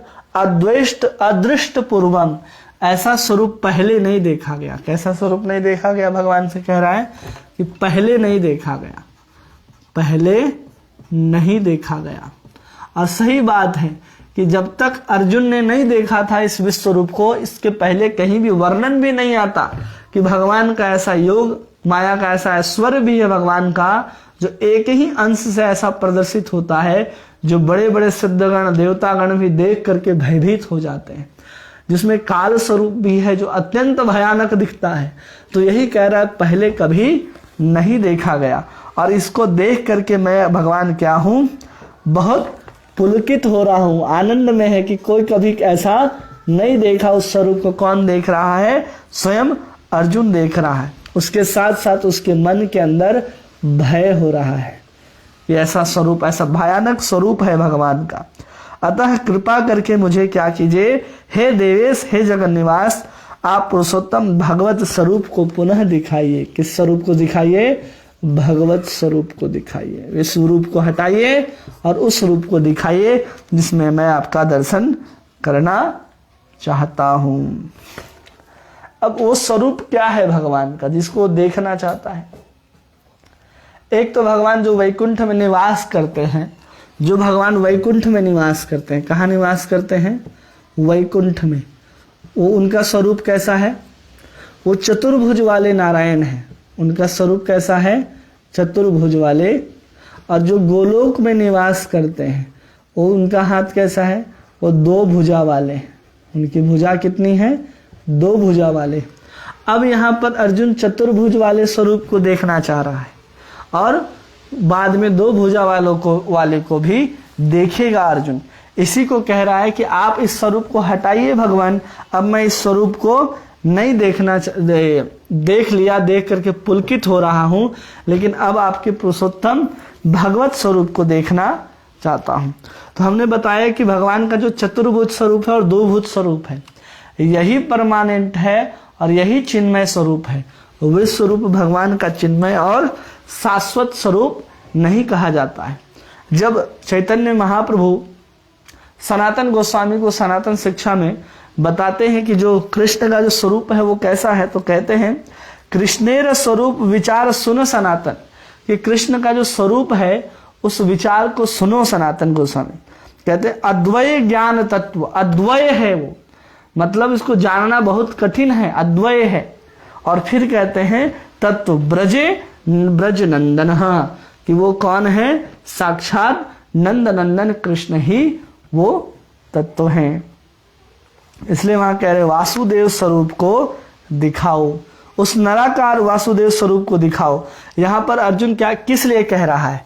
क्योंकि अब जो अर्जुन को दिख रहा था वो सब स्वरूप योग माया के द्वारा ढक लिया गया था। जो दो भुजा के स्वरूप में भगवान अर्जुन के सामने रथ में खड़े थे, वो योग माया द्वारा आच्छादित करके अब ऐश्वर्य में विश्व रूप को दिखाया जा रहा था। अब विश्व रूप को जब दिखाया जा रहा था तो वो दो भुज वाला स्वरूप क्या है? वहां से ओझल हो गया है। जब ओझल हो गया है वहां से, इसलिए वो कह रहा है भगवान के भगवत स्वरूप को दिखलाइए, अर्थात भगवान के चतुर्भुज स्वरूप को देखने के लिए यहां भगवान से प्रार्थना कर रहा है अर्जुन। क्यों? क्योंकि अयोग माया के ऐश्वर्य के कारण वो दो भुजा वाला स्वरूप अब नहीं दिख रहा था, अब विश्व रूप का ही स्वरूप दिख रहा था। इसलिए वो कहता है कि अब हमको उस चतुर्भुज स्वरूप में देखना है। और आचार्य बताते हैं कि कभी कभी जब पांडवों के साथ लीला होता था या द्वारिका में लीलाएं चलती थी, तो उसमें क्या होता है कि कभी कभी भगवान चतुर्भुज रूप में और कभी द्विभुज रूप में भी भगवान भक्तों के सामने आते थे। तो अर्जुन को अभ्यास था कभी चार हाथ देखने का और कभी दो हाथ देखने का। इसलिए यहाँ पर भगवान से प्रार्थना करता है कि आप उसी वसुदेव भगवत स्वरूप में आ जाइए, मैं उसी रूप में आपका दर्शन करना चाहता हूं। श्लोक संख्या 46। किरीटिनम गदीनम चक्रहस्ते मेक्षामि त्वां दृष्टमहं तथैव तन्नैव रूपेण चतुर्भुजेन सहस्रबाहो भव विश्वमूर्ते। हे विराट रूप, हे सहस्त्रभुज भगवान, मैं आपके मुकुटधारी चतुर्भुज रूप का दर्शन करना चाहता हूं, जिससे आप अपने चारों हाथ में शंख चक्र गदा तथा पद्म धारण किए हो। मैं उसी रूप को देखने की इच्छा करता हूं। यह कह रहा अर्जुन कि इच्छामि त्वां दृष्टमहं तथैव तन्नैव रूपेण चतुर्भुजे भजेन। भगवान का विराट रूप को अब न देख करके वो चतुर्भुज स्वरूप को देखना चाहता है। स्पष्ट कह दिया अर्जुन ने कि मैं आपके चतुर्भुज स्वरूप को ही देखना चाहता हूं और किसी रूप को देखना नहीं चाहता भगवान। क्यों भाई? क्योंकि भगवान श्री कृष्ण का जो स्वरूप है, जिस श्री कृष्ण को हम लोग जानते आ रहे हैं, और श्री कृष्ण कैसे हैं? नव किशोर है। जैसे अभी अभी किशोर अवस्था को प्राप्त किए हो तो उसको कहते हैं नव किशोर हैं। और कैसे हैं? नटवर हैं। वो जब चलते हैं ना तो लगता है कि वो नाचते हुए चल रहे हैं। और उनका जो ड्रेस है, जो पहनते हैं, वो क्या है? उनका जो वेश है वो गोप वेश धारण करते हैं। ऊंची धोती पहनते हैं, सर पर पगड़ी बांधते हैं, मोर पंख लगाते हैं, वनमाली की माला धारण करते हैं, वैजंती की माला धारण करते हैं, पाँव में पायल पैजनियां चलती है, कर्ण का फूल कानों में लगा होता है, दोनों कानों में मकराकृत कुंडल झिलमिला रहे होते हैं। वो गोप वेश है भगवान का। और साथ में वो भगवान हाथ में वेणु धारण किए हुए रहते हैं, इसलिए उनको वेणु कर भी कहते हैं। यही भगवान का नित्य स्वरूप है। ये भगवान का क्या है? ये सब नित्य स्वरूप है। इसी स्वरूप में भगवान नित्य निवास करते हैं और यही भगवान है। और उसके बाद का जो स्वरूप दिखाई देता है, वेणु नहीं है, गोप नहीं है, नव किशोर नहीं दिख रहे हैं, नटवर नहीं है, तो वो भगवान का नित्य स्वरूप नहीं है। चाहे वो द्वारिका में हो, मथुरा में हो, वैकुंठ में चतुर्भुज स्वरूप में हो, भगवान का नित्य स्वरूप नहीं कह रहे हैं। लेकिन जब हम आध्यात्मिक जगत के दृष्टि से बात करें तो भगवान का दो भुज वाला स्वरूप और चतुर्भुज वाला स्वरूप भी नित्य स्वरूप है। लेकिन उस वैकुंठ में अनंत वैकुंठ है, एक वैकुंठ नहीं है, वैकुंठ भी अनंत है। भगवान के अनंत अवतार वहीं से होते हैं। उस वैकुंठ में भी जितने भी चतुर्भुजधारी हैं, उन सब में सबसे श्रेष्ठ भगवान विष्णु का स्वरूप है। और भगवान विष्णु के भी स्वरूप से कोटि गुना श्रेष्ठ उज्जवल जो स्वरूप है भगवान कृष्ण नव किशोर नटवर गोप वेश वेणुकर हमारे नंदलाल का ही है और किसी का नहीं है। क्योंकि मूल क्या है? कृष्ण ही है। कृष्ण का ही विस्तार सब कुछ है। अब इसी को समझाते हैं कि जैसे ऐश्वर्य का जहां पर प्रकाश हो अथवा ना हो, अब इसको समझाते हैं जहां पर ऐश्वर्य का प्रकाश हो या ना हो, लेकिन जब भगवान नर लीला करने के लिए धरती में आए हों, क्या करने के लिए? नर लीला कर रहे हों, तो वहां पर कभी भी ऐश्वर्य के कारण अनुरूप जो भाव होता है उस भाव का व्यतिरेक नहीं हो जाता। कभी भी नर लीला में अगर ऐश्वर्य दिखा भी दिए भगवान, तो नर लीला में उस भाव का व्यतिरेक नहीं होता। जैसे भगवान ने पूतना को मारा, तो पूतना को मारना वो तो ऐश्वर्य का प्रदर्शन था ही कि एक 7 दिन का बालक और इतनी बड़ी पूतना को मार दिया, ये तो ऐश्वर्य का प्रतीक है ही। लेकिन उस लीला को करने के बाद भी वहां की जो परिस्थिति है, जो ग्वाल बाल है, नंद बाबा है, माता यशोदा है, सब कह रहे अरे मेरा छोटा सा बच्चा उसकी गोद पे उसकी छाती पे खेल रहा है, उठा करके लाओ और छोटे से बालक को कुछ हो न जाए। मतलब वहां भी ऐश्वर्य प्रकट होने से माधुर्य की कमी नहीं आती है। उसी व्यतिरेक नहीं होता जहां नर लीला का, उसी को माधुर्य कहते हैं। जहां ऐश्वर्य आने के बाद भी माधुर्य वैसे ही बना रहता है। जैसे रास लीला के अंतर्गत जब गोपियां ढूंढने के लिए कृष्ण को निकलती हैं, तो चतुर्भुज स्वरूप में कृष्ण सामने आ जाते हैं। उनको देखती तक नहीं है गोपियां और सीधा कृष्ण को ढूंढने के लिए निकल जाती हैं। मतलब इस चतुर्भुज स्वरूप से भी भक्तों को कोई लेना देना नहीं होता है, क्योंकि उसी स्वरूप को, उसी माधुर्य को वो पसंद करते हैं। इस विश्व रूप के साथ हम प्रेम का आदान प्रदान नहीं कर सकते। हम नहीं कह सकते भगवान भोग लगा रहे, किधर से लगाओगे? जिधर दिख रहे उधर ही दिख रहे। क्या लगाओगे? उन्हीं से लेकर के उन्हीं के अंग को काट के उन्हीं को लगाओगे? नहीं। इसलिए क्या है, भगवान का द्विभुज स्वरूप है, चतुर्भुज स्वरूप है, विष्णु के, राम के, कृष्ण के, इतने सारे स्वरूप हैं, तब जाकर के हम उनके साथ प्रेम का आदान प्रदान कर सकते हैं। एक बार क्या हुआ कि जब रुक्मिणी और भगवान कृष्ण द्वारिका के अंदर वार्तालाप कर रहे थे और कह रहे हैं भगवान कृष्ण रुक्मिणी से कि तुम्हारे लिए तो मेरे से अच्छे अच्छे रिश्ते आए थे, तुम्हारे लिए तो शिशुपाल आया था, शिशुपाल का रिश्ता इनके साथ था, रुक्मिणी के साथ होना था। तो ये बताते हैं, देखो सबके पास इतने राजपाट थे, इतने सब कुछ थे, मेरे पास क्या है? मेरे पास तो कुछ नहीं, मेरे पास तो न नाम है न कुछ है, मैं गायों को चराता था, गोपियों के पीछे भागता था, माखन चोर, ऐसा मेरा ये रहा है, स्वभाव रहा है। फिर भी आपने मुझे ही पत्र लिख करके अपने पति के रूप में क्यों चुना? जब ऐसे तमाम बातों को कह रहे होते हैं, उसी समय मूर्छित होकर के रुक्मिणी गिर जाती है। तो जब गिर जाती है तो उसी समय भगवान द्वारिका में 4 हाथ के रूप में प्रकट होते हैं। 2 हाथ से भगवान रुक्मिणी को गोद में ले उठाते हैं, एक हाथ से बाल को संवार रहे होते हैं और दूसरे हाथ से भगवान मुख को सहला रहे होते हैं। ऐसे 4 भुजाओं में प्रकट होकर के रुक्मिणी को भगवान अपने गोद में लेते हैं। तो ऐसे कभी कभी भगवान प्रकट करते हैं। तो इसलिए अर्जुन यहाँ पर कह रहा है कि हमको 4 रूप वाला हाथ देखना है, जो कृष्ण का ही है मूलतः। तो वो स्वरूप को यहाँ पर देखने की बात कर रहा है। तो अब देखते हैं, अब भगवान कहेंगे।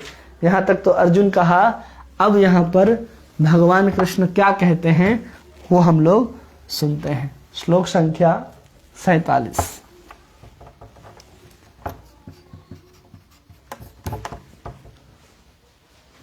श्री भगवान उवाच मया प्रसन्नेन तवार्जुनेदं रूपं परम दर्शितात्मयोगात् तेजोमयं विश्वनन्तमाद्यं यन्मे तवदेन न दृष्टपूर्वम्।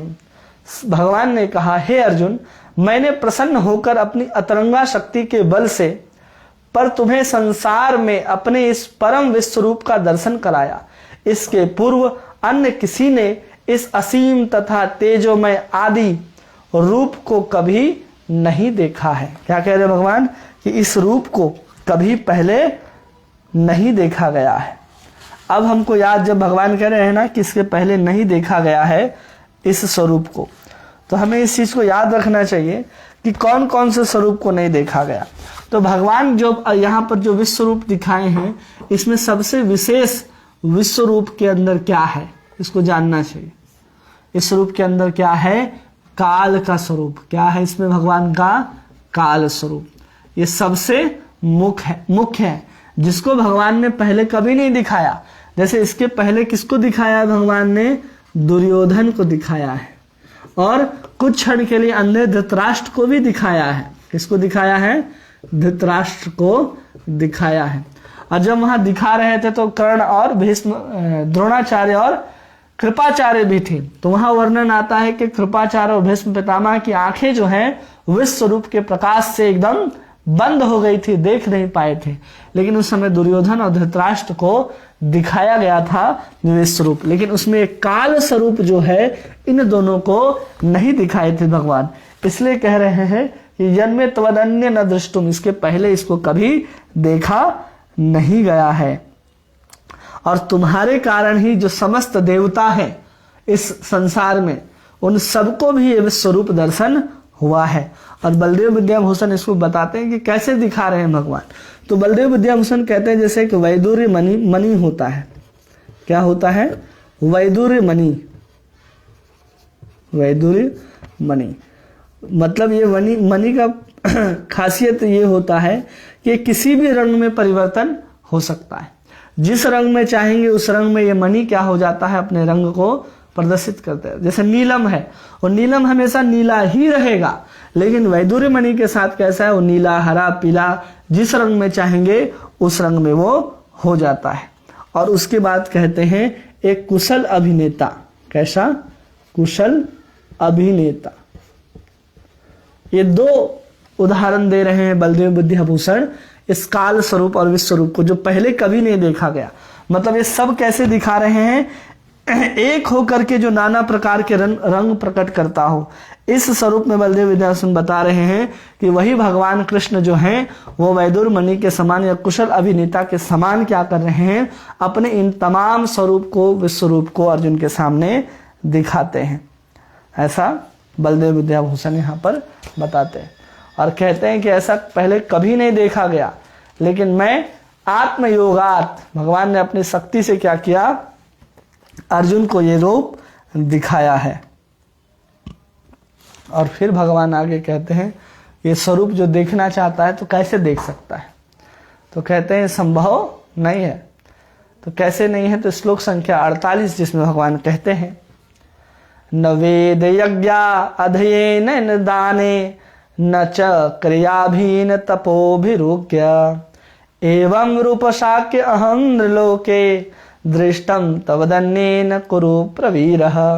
हे कुरुश्रेष्ठ, तुमसे पूर्व मेरे इस विश्व रूप को नहीं देखा, क्योंकि मैं न तो वेद अध्ययन द्वारा और न यज्ञ दान पुण्य और कठिन तपस्या के द्वारा इस रूप में इस संसार में देखा जा सकता हूं। भगवान कह रहे हैं यहाँ पर कि मैं किसी भी रूप के द्वारा, किसी भी तपस्या के द्वारा, किसी भी साधन के द्वारा इस जगत में इस रूप में देखा नहीं जा सकता। मतलब जो भगवान का जो विश्व रूप है उसको अगर हम चाहें कि हम बहुत वेद अध्ययन कर लें, कि लगातार हम वेदों का क्या कर रहे हैं, अध्ययन कर रहे हैं, या हम दान कर ले, तप कर ले, यज्ञ कर ले और बहुत सारा पुण्य भी अगर हो हमारे पास, तो भी हम भगवान के इस स्वरूप का दर्शन नहीं कर सकते हैं। कब कर सकते हैं, तो यहाँ जो शब्द है दिव्य दृष्टि, कब देखा अर्जुन ने, वेद अध्ययन के द्वारा दान तप यज्ञ से नहीं देखा, जब भगवान ने अर्जुन को क्या किया, दिव्य दृष्टि दिया। अब दिव्य दृष्टि देने के बाद ही देख सकते थे। अर्जुन को दिव्य दृष्टि मिला और देवताओं को दिव्य दृष्टि देने की आवश्यकता नहीं पड़ी, क्योंकि दिव्य दृष्टि किसके पास होता है, दैव। मतलब जब हम ऐसे कृत्य को करें कि जब हम क्या हो जाएं, देवता बन जाएं। जब हम देवता होंगे तो हमारे पास अपने आप क्या आ जाएगी, दिव्य दृष्टि। और जब हम देवता के स्वरूप में होंगे और अर्जुन फिर से गीता सुन रहा होगा किसी द्वापर में, तब जाकर के हम उस स्वरूप को देख सकते हैं। न हम वेद अध्ययन से, दान से, तप से, यज्ञ से हम किसी प्रकार से इसको नहीं देख सकते हैं। और इसको दूसरे तरीका से प्रभुपाद जी समझाते हैं कि हम देवता कैसे होंगे, तो कहते हैं ना कि विष्णु भक्तः स्मृतः देवा, जो भगवान विष्णु को स्मरण करता है वो देवता के समान है। जब हम भगवान विष्णु का स्मरण कर रहे हैं तो हम उसके माध्यम से क्या कर सकते हैं, इस विश्व रूप को देख सकते हैं, अन्यथा हम नहीं देख सकते हैं। ठीक है। अब प्रभुपाद जी जो यहाँ पर दान तप यज्ञ और पुण्य आदि हैं, इसको यहाँ पर समझाते हैं कि अगर मनुष्य बहुत अध्ययन कर ले, बहुत कल्पतरु मीमांसा सूत्र सबका अध्ययन कर ले, 18 पुराणों को भी अध्ययन कर ले, लेकिन कृष्ण की प्रेमा भक्ति में ना लगे, कृष्ण की सेवा में ना लगे, तो समझना चाहिए उसका वेद अध्ययन बेकार है। दान ही शब्द को कहते हैं कि सुपात्र को ही देना चाहिए। इसका अर्थ है कि केवल और केवल भगवत भक्त को या वैष्णव को ही दान देना चाहिए। फिर कहते हैं क्रिया भी, मतलब अग्निहोत्र के लिए विभिन्न वर्णों को कर्मों का सूचक है। अगर हम किसी शारीरिक कष्ट को स्वेच्छापूर्वक भोगना स्वीकार करते हैं, उसी को तपस्या कहते हैं। अगर आपको कोई पीटना शुरू कर दे और आप पीटना नहीं चाहते हैं, या आपको जबरदस्ती भूखा रखा जाए, आप भूखा रहना नहीं चाहते हैं, उसको तपस्या नहीं कहते। जब आप स्वेच्छापूर्वक शारीरिक कष्ट को स्वीकार करते हैं, उसी को तपस्या कहा जाता है। वो तपस्या आगे भगवान कहेंगे कि 3 प्रकार के होते हैं, सात्विक, राजसिक और तामसिक। तो ये सब यहाँ पर प्रभुपाद जी हमको समझाते हैं। और ये भी कहते हैं कि स्पष्ट रूप से उल्लेख होता है कि जब तक हम कृष्ण के भक्त नहीं बनते, तब तक विश्व रूप को देखा नहीं जा सकता। इसके लिए हमको क्या बनना पड़ेगा, भक्त बनना पड़ेगा। अब 49वें श्लोक में भगवान कहते हैं, मेते व्यथा मां च विमूढ़ भावो दृष्ट्वा रूपम घोर मिमेदम वैपेतभिप्रीतमानः पुनस्त्वं तदेवं मे रूपमिदं प्रपश्य। तुम मेरे इस भयानक रूप को देख करके अत्यंत विचलित एवं मोहित हो गए हो। अब इसे समाप्त करता हूं।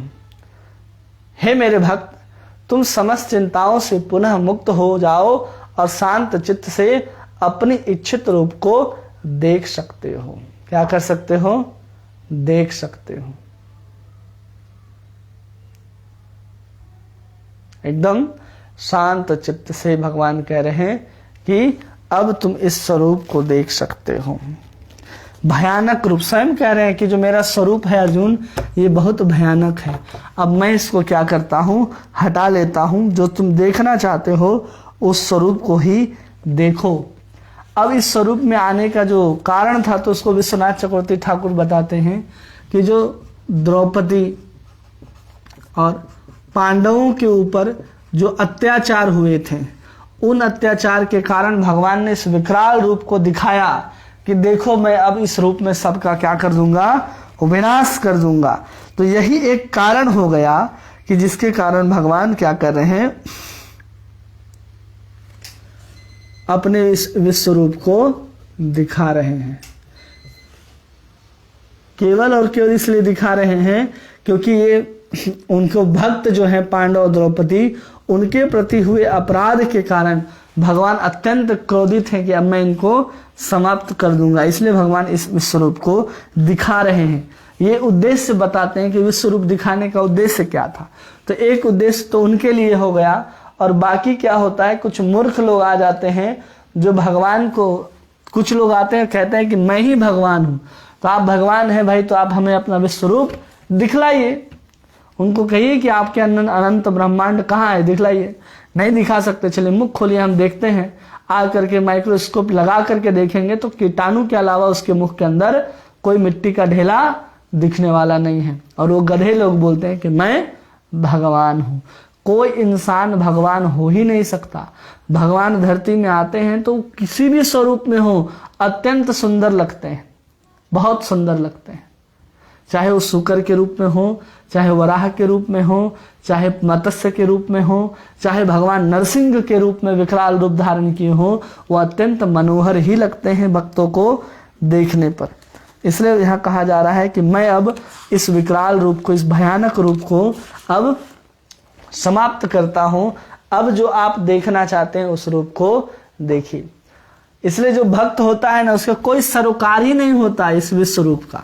वो दो भुज वाले स्वरूप को ही देखता है और उसी के साथ अपने प्रेम भक्ति का आदान प्रदान करता है। श्लोक संख्या 50, जिसमें अब संजय कह रहे हैं, संजय कह रहे हैं क्योंकि संजय ही तो सुना रहे हैं ना धृतराष्ट्र को, इसलिए अब यहाँ संजय कहते हैं, इत्यर्जुनं वासुदेव तथोक्तवः स्वकं स्वरूपं दर्शयमाश भूयः आश्वासयमाशः च भीतमेनं भूत्वा पुनः सौम्य वपुर्महात्मा। संजय ने धृतराष्ट्र से कहा, अर्जुन को इस प्रकार कहने के बाद भगवान कृष्ण अपने असली चतुर्भुज रूप प्रकट किया और अंत में दो भुजाओं वाला अपना रूप प्रदर्शित करके भयभीत अर्जुन को धैर्य बंधाया। क्या किया? पहले चतुर्भुज रूप में प्रकट होते हैं और बाद में फिर दो भुजा वाले रूप में प्रकट होते हैं और अपना जो मित्र है, अपना जो भक्त है, उसको धैर्य बंधाते। तो दो भुज वालों को यहाँ श्लोक में कैसे लिखते हैं? भूत्वा पुनः सौम्य वपुर महात्मा। सौम्य रूप को ही कहा जा रहा है यहाँ पर द्विभुज वाला स्वरूप है, क्योंकि जो भगवान का जो चतुर्भुज स्वरूप है वो भी कृष्ण का ही सबसे नजदीकी स्वरूप है। वो पूर्ण अंश होने के कारण भगवान विष्णु उस रूप में रहते हैं। इसलिए पहले चतुर्भुज और फिर पुनः सबके आदि, जहां से चतुर्भुज, जहां से विश्व रूप, जहां सबकी उत्पत्ति होती है, उस सौम्य रूप भगवान द्विभुज स्वरूप में आ जाते हैं। और यहाँ पर प्रभुपाद जी लिखते हैं कि प्रेमांजना श्रुत भक्ति विलोचनेन, अपने प्रेम रूपी अंजन लगा करके भक्ति क्या करते हैं, सदैव भगवान को अपने हृदय में, हृदय रूपी वृंदावन में भगवान कृष्ण का दर्शन करते हैं। लेकिन कभी कभी क्या होता है ना, कुछ मूर्ख लोग जो हैं वो कहने लग जाते हैं कि भगवान का विश्वरूप जो है, भगवान जो है वो कृष्ण जो है वो भगवान नहीं है, वो एक क्या है, साधारण व्यक्ति हैं, एक महान व्यक्ति हैं। बस उन्होंने गीता का ज्ञान दिया है, लेकिन उनके अंदर कोई ज्ञान था नहीं, किसी और के माध्यम से उनको ज्ञान हम सबको दे रहे थे। अरे भाई दे रहे थे वो, मान अगर ये बात को कुछ देर के लिए एक्सेप्ट कर भी ले तो विश्व रूप कौन दिखाएगा? साधारण शरीर में तो विश्व रूप देखा नहीं जा सकता। चलो ये भी एक्सेप्ट किया भी जाए, कह दिया जाए कि चलो कोई था भी, विश्व रूप कौन दिखाएगा? जब भगवान कृष्ण स्वयं होंगे तब कह रहे हैं ना, आत्म योगात, मैं अपने योग शक्ति से ही इस विश्व रूप को दिखाया। और वही भगवान कह रहे हैं कि अब मैं इसको समाप्त करता हूं। अपने इच्छित द्विभुज वाले स्वरूप और चतुर्भुज स्वरूप को तुम क्या करो अर्जुन, यहां पर देखो। तो हमको स्पष्ट रूप से समझना और जानना चाहिए कि कृष्ण ही भगवान है, इनके अतिरिक्त कोई भी भगवान नहीं है। इसलिए यहाँ पर भगवान इस योग ऐश्वर्य को भी दिखा रहे हैं और अर्जुन को कह रहे हैं कि मैं सब कुछ हूं भी। अब यहाँ पर 51 नंबर श्लोक में अर्जुन उवाच, अब अर्जुन कहते हैं, दृष्टवेदम मानुषम रूपम तो सौम्यम जनार्दन इदानीमस्मि संवृत्तः सचेतः प्रकृति गतः। अर्जुन ने भगवान कृष्ण को उनकी आदि रूप में देखा तो कहा, हे जनार्दन, आपकी इस अतीव सुंदर मानवीय रूप को देखकर मैं स्थिर चित्त हूं और मैंने अपनी प्रकृति अवस्था प्राप्त कर ली है। जब यहां कहा जा रहा है मानुषम रूपम, तो समझना चाहिए मानुषम रूपम मतलब मूल 2 भुजा वाले। कभी कभी 4 भुजा वाले स्वरूप को भी भागवत के अंदर में कहा गया है कि मनुष्य के आकृति के हैं, मनुष्य लिंगम है।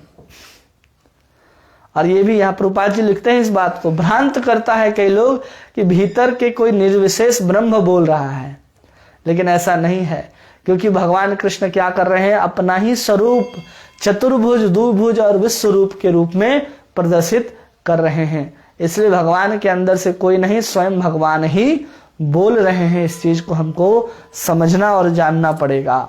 श्लोक संख्या 52, जिसमें भगवान फिर से कहते हैं, श्री भगवान उवाच, सुदुदर्शमदम इदम रूपम दृष्टवानसि यन्मयम देवाप्यस्य रूपस्य नित्यम दर्शन कांक्षण। श्री भगवान ने कहा, हे अर्जुन, तुम मेरे जिस रूप का इस समय देख रहे हो उसे देख पाना अत्यंत दुष्कर है। यहां तक कि देवता भी इस अत्यंत प्रिय रूप को देखने के ताक में रहते हैं। क्या कह रहे हैं कि इस रूप को देखने के लिए क्या करते हैं, ताक में रहते हैं। इसलिए कह रहे सुदुदर्शमिदम, जो पहला ही शब्द है भगवान कह रहे सुदुदर्श, मतलब जिसको देखना क्या हो, अत्यंत कठिन हो। इस स्वरूप को देखना क्या है, अत्यंत कठिन है। कोई चाह करके भी आसानी से इस चीज को देख नहीं सकता है, इसलिए अत्यंत दुर्लभ है। क्योंकि तीनों जो अब तक भगवान ने कहा, भगवान ने क्या किया, 48 श्लोक के बाद मतलब 49वें श्लोक से लेकर के अब तक क्या किया, भगवान ने उस स्वरूप को दिखाना बंद कर दिया। अब जो 49 श्लोक से लेकर के अभी 52 श्लोक तक जो स्वरूप दिख रहा है, जिसमें भगवान 4 भुजा वाले हैं और फिर भगवान क्या हो गए हैं, 2 भुजा वाले। तो अब भगवान किस रूप में है, 2 भुजा वाले स्वरूप में है। अब इस स्वरूप को कहते हैं कि ब्रह्मा और शिव भी देखने को तरसते हैं कि वो स्वरूप हमको दिख जाए। ये ब्रह्मा शिव बहुत प्रयास करते हैं तो चतुर्भुज नारायण का स्वरूप को आसानी से देख सकते हैं, लेकिन वो जो 2 भुजा वाला स्वरूप है, जब भगवान स्वयं यहाँ पर आएंगे, तब जब वृंदावन के लीलाओं को करेंगे, जब राम के रूप में आएंगे, अयोध्या में लीला करेंगे, 14 साल वनगमन करेंगे, तो ही उस 2 भुजा वाले सुंदर स्वरूप को देख सकते हैं। अन्यथा सब क्या देखते हैं, 4 भुजा वाले स्वरूप को ही देखते हैं। इसलिए भगवान कह रहे हैं कि सुदुदर्शमिदम क्या है, रूपम, इसको देखना अत्यंत कठिन है और अत्यंत गुह्य है। कोई आसानी से इस दो भुजा वाले स्वरूप को नहीं देख सकता है। इसी को प्रभुपाद जी कहते हैं कि अगर हम थोड़ा सा दार्शनिक चिंतन करें, थोड़ा सा क्रिया और भक्ति तत्व को मिला दें, तो हम भगवान के विश्व रूप का दर्शन आसानी से कर सकते हैं। लेकिन यहाँ पर हम भगवान को अगर देखना है, कृष्ण को, तो हमें केवल और केवल भक्ति ही करनी होगी, शुद्ध भक्ति। अगर हम शुद्ध भक्ति नहीं किए, थोड़ा सा ज्ञान हो, थोड़ा सा दार्शनिक चिंतन हो, तो विश्व रूप को देख लेंगे। लेकिन केवल द्विभुजा स्वरूप वाले भगवान कृष्ण को देखना है, नारायण को देखना है, चार भुजा वाले, तो केवल और केवल शुद्ध भक्ति ही करना पड़ेगा। यही भक्ति तत्व है। और आगे कहते हैं, जैसे माता देवकी के गर्भ में जब भगवान प्रवेश करते हैं, उस समय समस्त देवता आकर के इंतजार कर रहे होते हैं कि हम अब भगवान के प्रकट होंगे, हम देखेंगे। और जब प्रकट भी होते हैं गर्भ के बाहर, तो चतुर्भुज स्वरूप में होते हैं। मतलब देवता भी ऐसे ही देख करके उनको उस समय वापस जाना पड़ता है, और भगवान के उस सुंदर दो भुजा वाले स्वरूप में दृष्टिगोचर नहीं होते हैं। और कई लोग कहते हैं ना कि हम केवल वेदों को, शास्त्रों को पढ़ करके ही कृष्ण को समझ जाएंगे। नहीं, आप समझेंगे नहीं। वैदिक शास्त्र पढ़ेंगे आप बिना गुरु के, तो उसमें पढ़ करके आप शंका में पड़ जाएंगे। कृष्ण आपके लिए फिर समस्या बन जाएंगे। कृष्ण को समझना आसान नहीं होगा। लोग कहते हैं कि भगवान ने भौतिक शरीर धारण कर रखा है। कई लोग कहते हैं, कई लोगों की धारणा होती है कि भगवान का जो शरीर है वो क्या है, भौतिक है। कई लोग कहते हैं कि जो निराकार ब्रह्म है, निराकार, वही क्या हो गया है, साकार हो गया है। कई लोग यही कहते हैं ना कि वही निराकार क्या हो गया है, साकार हो गया है। और कई लोग भगवान कृष्ण का निरंतर उसी द्विभुज चिन्मय स्वरूप में चिंतन करते हैं। ये वास्तविक चिन्मय स्वरूप है। न भगवान ने भौतिक शरीर धारण किया है और न भगवान ने निराकार से साकार हुए हैं। इसको आचार्य हमको तीन रूपों में समझाने का प्रयास करते हैं। एक को कहते हैं अद्वित, इसको क्या कहते हैं, अविद्वित। दूसरे को कहते हैं यौक्ति, और तीसरे को कहते हैं दिव्य। अब इसी चीज को प्रभुपाद जी हमको ऐसे समझा देते हैं, भौतिक, निराकार और भौतिक शरीर धारण कर रखा है भगवान ने। जो अद्वित वाले हैं, जो योक्ति वाले हैं, वो कहते हैं निराकार हैं, जो साकार हुए हैं। और जो दिव्य हैं, मतलब जो भक्त हैं, वही कृष्ण को भगवान के रूप में समझ सकते हैं, अथवा कोई समझ नहीं सकता है। अब इसको आचार्य कैसे डिफाइन करते हैं, ये तो आसानी से समझ में आ गया। आचार्य थोड़ा सा इसको क्लिष्ट बनाते हैं, इसको समझने का प्रयास कीजिए कि दूसरे तरीके से समझो। पूरा का पूरा संसार जो दिख रहा है वो किस चीज का बना है, सब क्या है, पूरा संसार जड़ है। और ये जड़ क्या है, माया है। जड़ ही क्या है, माया है। अब ये माया कभी उठते, चलते, फिरते, बढ़ते, ये सब दिखता है। तो कई लोग क्या करते हैं, इसी को सत्य मान लेते हैं। क्या मान लेते हैं, इसको सत्य मान लेते हैं। तो उसको अद्वित कहते हैं। जो भगवान ने कहा ना कि भगवान ही सब, खलविदम सर्वम खलविदम ब्रह्म, तो उसी को सत्य मान करके कुछ लोग चलते हैं, लेकिन अवास्तविक ज्ञान नहीं होता उनके पास, तो उसको कहते हैं अद्वित। और जो कुछ लोग होते हैं वो ब्रह्म को सत्य मानते हैं। किसको मानते हैं, योक्ति वाले ब्रह्म को सत्य मानते हैं। और जो दिव्य होते हैं वो भगवान के कृष्ण को ही सत्य मानते हैं। इसमें श्रेष्ठ कौन है, एक तो माया को, जड़ को ही सत्य मान रहा है। जैसे वो लोग बोलते हैं कि भगवान ने शरीर धारण करके आए हैं, उनकी बुद्धि जड़ से ऊपर जाती ही नहीं है। क्योंकि जिसका जैसा कैरेक्टर, स्वभाव होगा, स्वभाव के अनुसार ही उसकी दृष्टि होगी, उसके अतिरिक्त उसकी दृष्टि नहीं हो सकती। एक व्यक्ति का प्रभाव होता है, दूसरा स्वभाव होता है। लोग किसी के प्रभाव में जल्दी प्रभावित होते हैं, स्वभाव को नहीं समझते।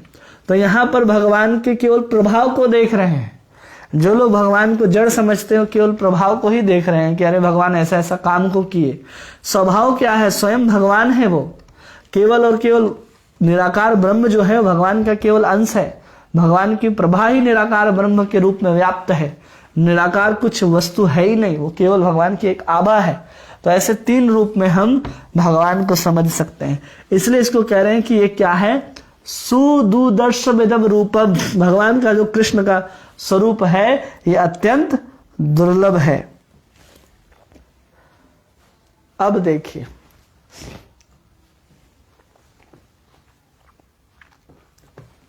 श्लोक संख्या 53, भगवान कह रहे हैं नाहं वेदेन तपसा न दानेन चेज्या शक्यम एवं विधो दृष्टम दृष्टवान सीमाम यथा।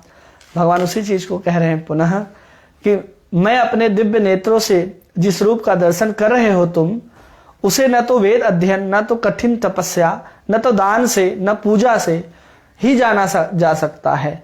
इन साधनों को के द्वारा मुझे मेरे रूप में नहीं देख सकता। सीधा सीधा कह दिए भगवान कि अगर तुम प्रयास भी करोगे कि तुम मेरे दो भुजा वाले स्वरूप को केवल दान आदि से मिल जाए तो कभी भी संभव नहीं है। भगवान उद्धव को ज्ञान जब दे रहे होते हैं 11वें स्कंद में, तो वहां भी कहते हैं कि मैं न तप से मिलता हूं, न दान से, न यज्ञ से, न वेद अध्ययन से, किसी भी साधन से मैं नहीं मिलता हूं।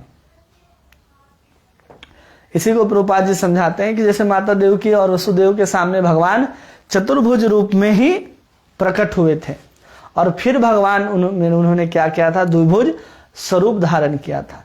लेकिन जो नास्तिक हैं, जो भक्ति विहीन हैं, वो इस बात को कभी भी समझ नहीं पाते और उनके लिए समझना अत्यंत कठिन होता है कि द्विभुज स्वरूप कितना महत्वपूर्ण है और केवल इसे भक्ति मार्ग से ही समझा जा सकता है। क्योंकि इसी को कहते हैं न साध्यति माम योगो न सांख्य न उद्धवः, न मैं किसी प्रकार से नहीं जाना जा सकता अर्जुन, केवल भक्तिया भागवतम ग्राह्य, केवल भक्ति के द्वारा ही मुझे मेरे इस द्विभुज स्वरूप में, इस सौम्य स्वरूप में जाना जा सकता है।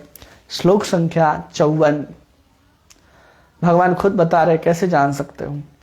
भक्त्या तो अनन्या शक्या अहमे विविधो अर्जुनः ज्ञातुम दृष्टुम च तत्वेन प्रवेष्टुम च परन्तपः।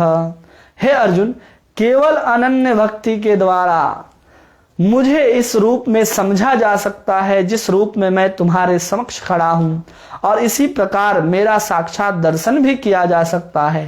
केवल इसी विधि से तुम मेरे ज्ञान के रहस्य को पा सकते हो। भगवान कह रहे हैं भक्त्या तो अनन्य शक्य, यह बहुत महत्वपूर्ण है। केवल अनन्य भक्ति के द्वारा, केवल अनन्य भक्ति के द्वारा भगवान कह रहे हैं अनन्या शक्यम अहमे विविधो अर्जुन ज्ञातुम दृष्टि तत्वेना, तुम देख भी सकते हो और जान भी सकते हो। किसके द्वारा? केवल अनन्य भक्ति के द्वारा। अगर कोई भक्ति नहीं करता है और फिर भी सोचे कि हम क्या करेंगे, हम भगवान को देख सकते हैं, जान सकते हैं किसी भी माध्यम से, तो कभी भी संभव नहीं है। केवल और केवल शुद्ध भक्ति के द्वारा ही, इसलिए भगवान कह दिए ना इस श्लोक में कि भक्त्या तु अनन्या शक्यम। शक्यम मतलब होता है संभव। केवल अनन्य भक्ति के द्वारा ही संभव है मुझे जानना, मुझे इस रूप में देखना। द्रष्टुम चित्तत्वेन, द्रष्टुम मतलब देखना, केवल भक्ति रूप में ही द्वारा किया जा सकता है। हम किसी माध्यम से हम क्या करते हैं, हम प्रयास करते हैं लेकिन हम नहीं कर सकते। अब इसी चीज को यहाँ पर प्रभुपाद जी पूरे तात्पर्य में समझाते हैं कि हम अगर दार्शनिक चिंतन करने लग जाएं तो ये संभव नहीं है। कोई लोग प्रमाणिक ग्रंथों को पढ़ते हैं, पालन करते हैं, लेकिन समझ में नहीं आता। तो यहाँ पर कह रहे हैं कि हमको नियमों का पालन करना चाहिए। किस नियम का? जो शास्त्र में नियम दिए गए हैं। अगर हम शास्त्र के नियम का पालन करते हैं तो उसको हम लोग क्या करते हैं, पालन करने में भी आसानी नहीं होती। उसमें भी हमको क्या करना पड़ता है, अपने कंफर्टेबल जोन से, अपने सुविधाजनक स्थिति से बाहर निकलना पड़ता है, तब जाकर के हम तपस्या कर पाते हैं। तो उसको उदाहरण देकर के समझाते हैं कि हमको क्या करना चाहिए, दोनों एकादशियों का व्रत करना चाहिए। एकादशी का व्रत, फिर क्या करना चाहिए, जन्माष्टमी का व्रत करना चाहिए। ये सब में अगर हम व्रत करते हैं तो ये शास्त्र के आदेश हैं। और फिर दान का संबंध है तो किसको दान देना चाहिए? केवल कृष्ण भक्त को ही दान देना चाहिए, यहाँ प्रभुपाद जी बताते हैं। और संसार भर में कृष्ण का दर्शन को या कृष्ण भावनामृत को फैलाने में लगे हैं, उनको देना चाहिए।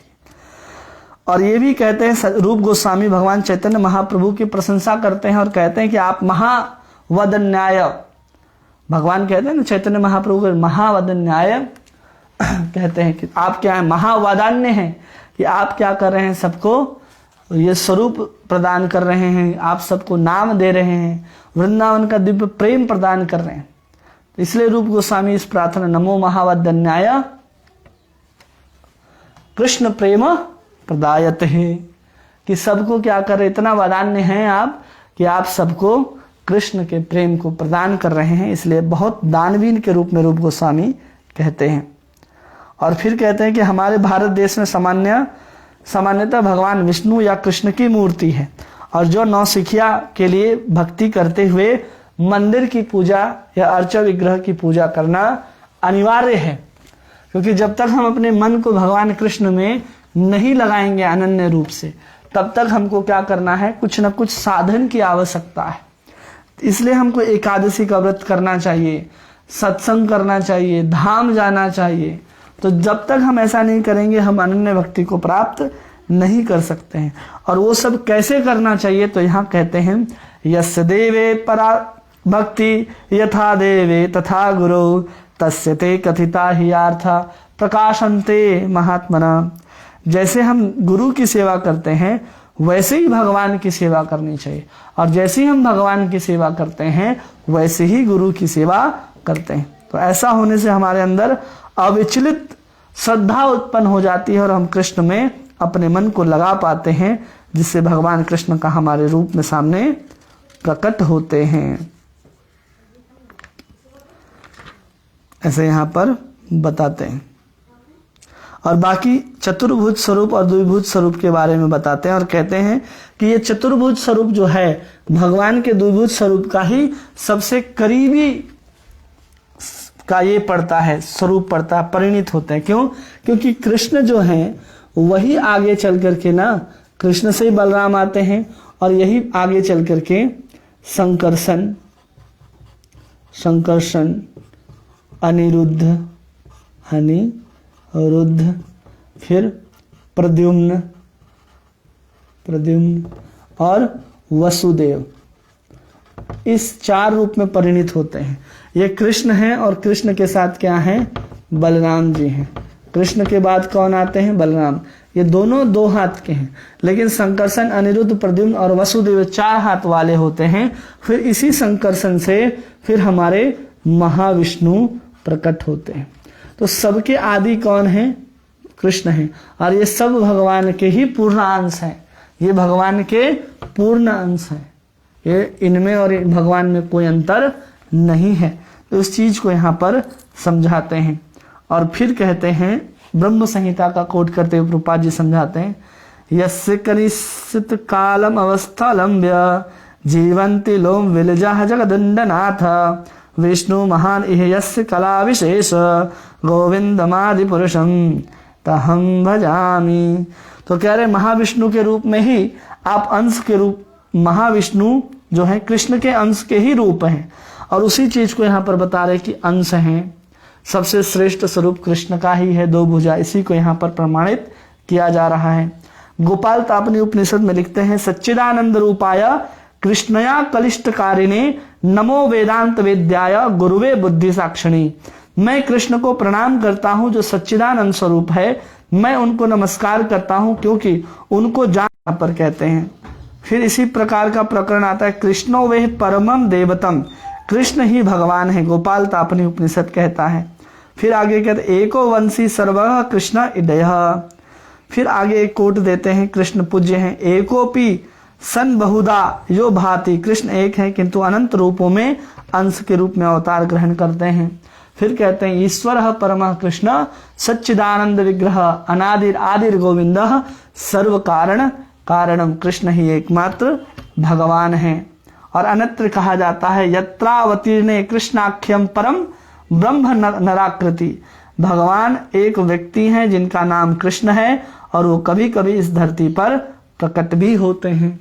फिर भागवतम का कोट देते, एतः चांस कलह पुंस कृष्णस्तु भगवान स्वयं, कि सब के सब जो हैं भगवान कृष्ण के अंश हैं और स्वयं जो भगवान हैं वो कृष्ण ही हैं।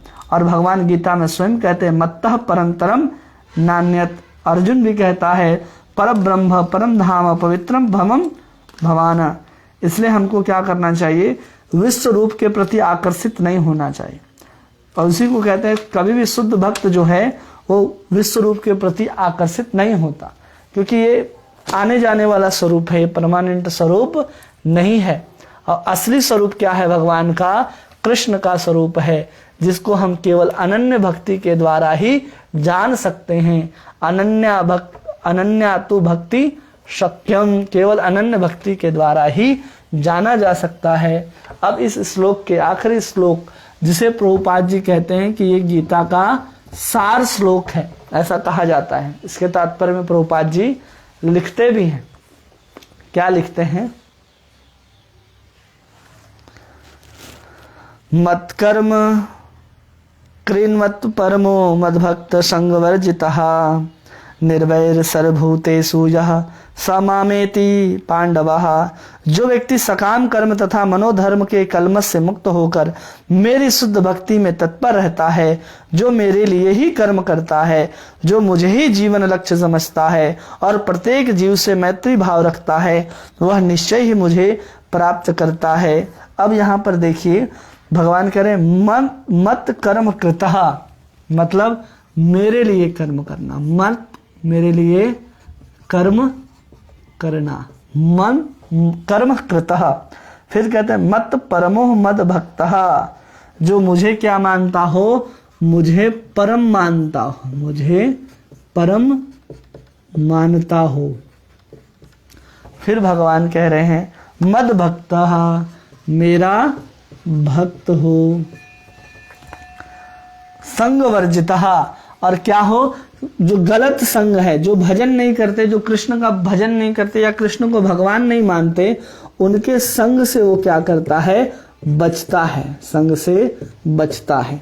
इसलिए यहां पर कहा जा रहा है संग वर्जितः निर्वैर, वो किसी से बैर नहीं करता, किसी से बैर नहीं करता, बैर नहीं करता है। और फिर कह रहे हैं सर्वभूतेषु, हाँ, सबसे मैत्री भाव रखता है। यह सह मामेति पांडवः, वो मुझको प्राप्त होता है, ऐसा भगवान यहाँ पर कह रहे हैं। इसलिए इसको गीता का सार कह रहे हैं, क्योंकि इस सब में क्या हो रहा है, सब कुछ आ रहा है। मेरे लिए कर्म करना, भगवान जब कह रहे हैं मेरे लिए कर्म करना, तो भगवान कह रहे हैं ना कि यज्ञार्थ कर्मणो नत्र लोको अयम कर्म बंधना, सब चीज को छोड़ करके मेरे परायण हो जाओ, मुझको वो कर्म के फल को समर्पित करो अर्जुन। तो पूरा का पूरा कर्म योग यहाँ पर आ गया। क्या आ गया, मेरे लिए कर्म करना, पूरा का पूरा कर्म योग का अध्याय आ गया। मुझे परम मानता हो, भगवान को परम मानता हो, मतलब यहाँ पर ज्ञान योग आ गया।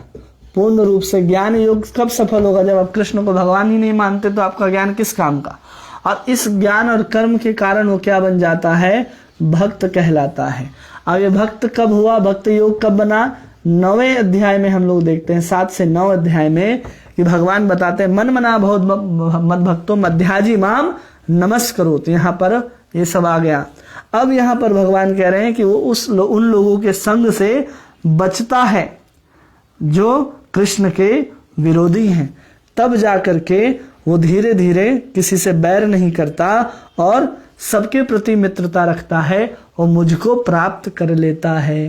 तो ये पूरा का पूरा गीता आ जा रहा है, ज्ञान कर्म भक्ति सब आ रहा है इसमें। तो इसलिए इसको प्रभुपाद जी कहते हैं कि ये गीता का सार श्लोक है। और इसको समझाते हुए भगवान प्रभुपाद जी कहते हैं कि कृष्ण कर्म क्या है, मेरे लिए कर्म करना क्या है। तो प्रभुपाद जी बताते अनासक्तस्य विषयान यथा अहम उपिंजित निर्बंध कृष्ण संबंधे युक्तम वैराग्य उच्यते। ऐसा कोई कार्य न करे जो कृष्ण से संबंधित न हो, वो कृष्ण कर्म कहलाता है। यदि वो कोई व्यापार कर रहा हो तो व्यापार करते हुए वो अपने को मालिक न समझे, कृष्ण को मालिक समझे, तो यह कृष्ण कर्म कहलाता है। अगर कोई अर्चा विग्रह की सेवा कर रहा है तो यह भी कृष्ण कर्म कहलाता है। जब कोई विशाल भवन बनवा रहा है कृष्ण के लिए, उसमें कोई धन को सहयोग करता है, धन के रूप में, तन के रूप में, तो उसको भी कह रहे हैं प्रभुपाद जी कि वो कृष्ण कर्म है। कोई अर्चा विग्रह की स्थापना भी करता है तो उसको प्रभुपाद जी कह रहे हैं कि ये कृष्ण का कर्म है। कोई अगर मंदिर की साफ सफाई भी करता है तो उसको भी प्रभुपाद जी कहते हैं कि वो कृष्ण के लिए कर्म कर रहा। मतलब सब कर्म योग के अंतर ही आ रहा है। कर्म योग हमने डिटेल में समझा है, इसलिए इसको ऐसे समझ जाइए क्या प्रभुपाद जी लिख रहे हैं और क्या है कर्म योग, तो पूरा याद आएगा आपको। इसलिए इसको सार श्लोक भी कह रहे हैं। कोई अगर तुलसी के वृक्ष को उगाता है तो भी वो क्या कर रहा है, कृष्ण के लिए कर्म कर रहा है। फिर भगवान कह रहे कोई अर्पित करता है, पत्रम पुष्पम फलम तोयम, तो वो भी क्या कर रहा है, कृष्ण के लिए ही कर्म कर रहा है। उसमें हमने समझाया था, एक होता है कि वृक्ष लगाना कृष्ण के लिए, कि इसमें जो भी आम आएंगे वो कृष्ण के लिए ही होंगे, और एक होता है कि हमने लगाया आम अपने लिए, अब फल आया तो हम सोच रहे हैं कि थोड़ा कृष्ण को दे दें और बाकी हम भोग कर लें। तो दोनों में बहुत अंतर है, दोनों में बहुत अंतर है। हमको योजना ही बनानी है कृष्ण के लिए तो कृष्ण कर्म आएगा। फिर कह रहे मत परह, वो मुझको परम मानता हो, मतलब ये जानता हो। अगर व्यक्ति कह रहा है कि हमको स्वर्ग नहीं जाना है, कहीं नहीं जाना, ब्रह्मलोक नहीं जाना है, कहीं नहीं जाना है, हमको वैकुंठ भी नहीं जाना है, केवल और केवल भगवान के पास ही जाना है और भगवान की ही सेवा करनी है, तो उसको कह रहे हैं मत परमः, वो मुझको परम मानता है। और इसी चीज को बलदेव विद्याभूषण कहते हैं, जो स्वर्ग व आदि को नहीं जानते और मेरे परायण है, उसको मैं भक्त कहता हूं। जो भगवान के परायण है वही भगवान के भक्त हैं। और फिर कह रहे संग वर्जितः, मतलब ऐसे लोगों से संबंध तोड़ दे जो कृष्ण के विरोधी हैं। अब इसको समझाते हुए प्रभुपाद जी लिखते हैं कि अन्य अभिलाषिता शून्यम ज्ञान कर्म अनावृतम अनुकूलेन कृष्णानुशीलनम सभक्तिरुत्तमा। हमें अनुकूल संकल्प करना चाहिए, अनुकूल संकल्प प्रतिकूलस्य वर्जनम। अनुकूल क्या होना चाहिए, अन्य अभिलाषिता शून्य, मतलब कृष्ण के अतिरिक्त अभिलाषिता को छोड़ देनी चाहिए। ज्ञान और कर्म से अनावृत नहीं होना चाहिए। लेकिन यहाँ ज्ञान और कर्म क्या है, कृष्ण परक ज्ञान है और कृष्ण परक कर्म है। हम कृष्ण के लिए ही कर्म कर रहे हैं, लेकिन कई बार हम कर्म योग में क्या करते हैं कि हम कर्म के फल से बचने के लिए कर्म योग करते हैं। वो धीरे धीरे हमें ज्ञान तक और फिर भक्ति तक लाता है, लेकिन हम कर्म सीधा कृष्ण के लिए कर रहे हैं तो उसको कहते हैं वो ज्ञान और कर्म को ढांकने वाला नहीं है। अभी तक जो तात्पर्य में प्रभुपाद जी ने लिखा कि कर्म कैसे करना चाहिए, उन कर्मों के द्वारा हम भक्ति को आवृत नहीं करते। फिर आनुकूल्येन, जैसे कंस 24 घंटे अगर भगवान का चिंतन कर रहा है तो किस भाव से कर रहा है कि अब भगवान हमको आएंगे और मृत्यु को के पास पहुंचा देंगे, हमको मार देंगे, ये डरा हुआ है कंस, उस भय से कृष्ण को याद कर रहा है। तो अनुकूल भाव नहीं है, इसलिए अनुकूलेन कृष्णानुशीलनम, अनुकूल भाव से हमको कृष्ण का चिंतन करना चाहिए।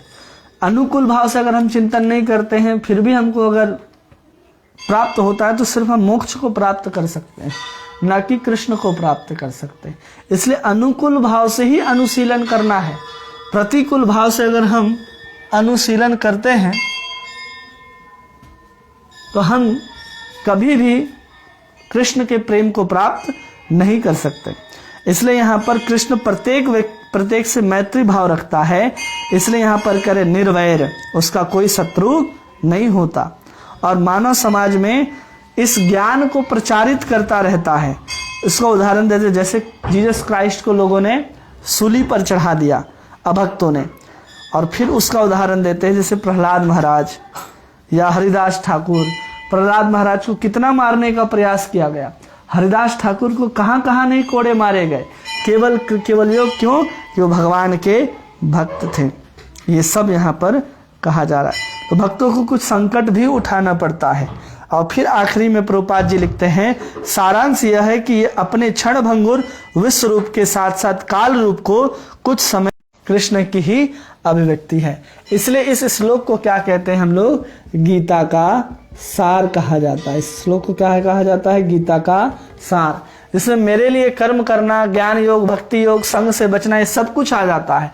अब आखिरी श्लोक में भगवान ये क्यों कह रहे हैं, क्योंकि अब इसी को लेकर के भगवान 12वें अध्याय में पूरा का पूरा भक्ति योग हमको सिखलाएंगे भगवान की भक्ति योग क्या होता है। इसलिए भगवान ने पूरे भक्ति का यहाँ पर एक सार के रूप में, एक विवरण के रूप में, हमको एक भूमिका के रूप में यहाँ पर हमारे सामने भगवान कृष्ण ने इस श्लोक को रखा है। और यहाँ प्रभुपाद जी लिखते आता है, इस श्लोक को भगवत गीता का सार माना जाता है।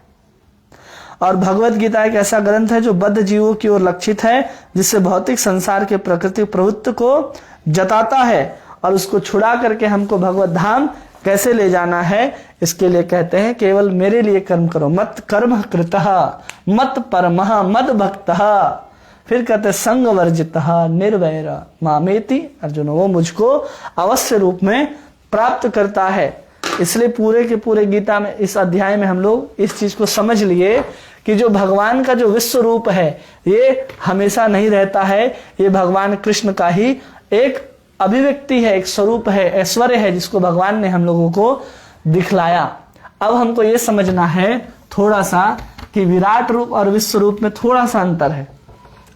जो भागवत के द्वितीय स्कंद में हम लोग पढ़ते हैं विराट रूप, जिसमें हम पूरे 14 ब्रह्मांडों को देखते हैं और कहते हैं जो ब्रह्मलोक है ये भगवान विराट रूप का क्या है, सर है। और जो पाताल है, पाताल लोक होता है, उसको हम कहते हैं कि भगवान का चरण है। जो बीच में जो ये धरती आती है, भूगोल आता है, इसको कहते हैं भगवान का कमर है। जो सूरज है और जो चांद है, ये भगवान की 2 आंखें हैं। इसको कहते हैं विराट रूप। लेकिन जब भगवान इसी को जब एक ही स्थान पर, भगवान क्या करते, एक ही स्थान पर अर्जुन के रथ के ऊपर ही खड़े होकर के अपने ऐश्वर्य के, योग ऐश्वर्य के माध्यम से जब स्वरूप को दिखाते हैं, एक ही स्थान पर इन सबको हमको देखने का मौका मिलता है, उस स्वरूप को विश्व रूप कहते हैं। विराट रूप में सिर्फ और सिर्फ हम बाहर रूप से समझते हैं कि जो सूर्य और चंद्र हैं भगवान की आंखें हैं, जो नदियां हैं वो भगवान की नसें हैं, जो पर्वत हैं भगवान की हड्डियां हैं, जो वृक्ष हैं भगवान के रोम हैं, वो विराट स्वरूप है। लेकिन जब हम उसको ऐसे समझते हैं कि हजारों बाहें, हजारों स्वरूप, ब्रह्मा विष्णु महेश सब कुछ दिखाई दे रहे हैं, यहाँ तक कि काल भी हमको एक स्वरूप में दिखाई दे रहा हो, तो उस स्वरूप को विराट रूप कहते हैं और बाकी स्वरूप को विश्व रूप कहते हैं। और इस स्वरूप को विराट रूप कहा जाता है। कई बार विराट रूप और विश्व रूप को एक ही कहते हैं, लेकिन हम इसको विराट रूप और विश्व रूप को अलग अलग ऐसे समझते हैं। तो ये है हमारा 11वां अध्याय जो आज पूर्ण हुआ। इसके प्रश्न आपको मिलेंगे। कल से हम लोग अगला अध्याय 12वां अध्याय शुरू करेंगे। तब तक के लिए धन्यवाद। हरे कृष्णा।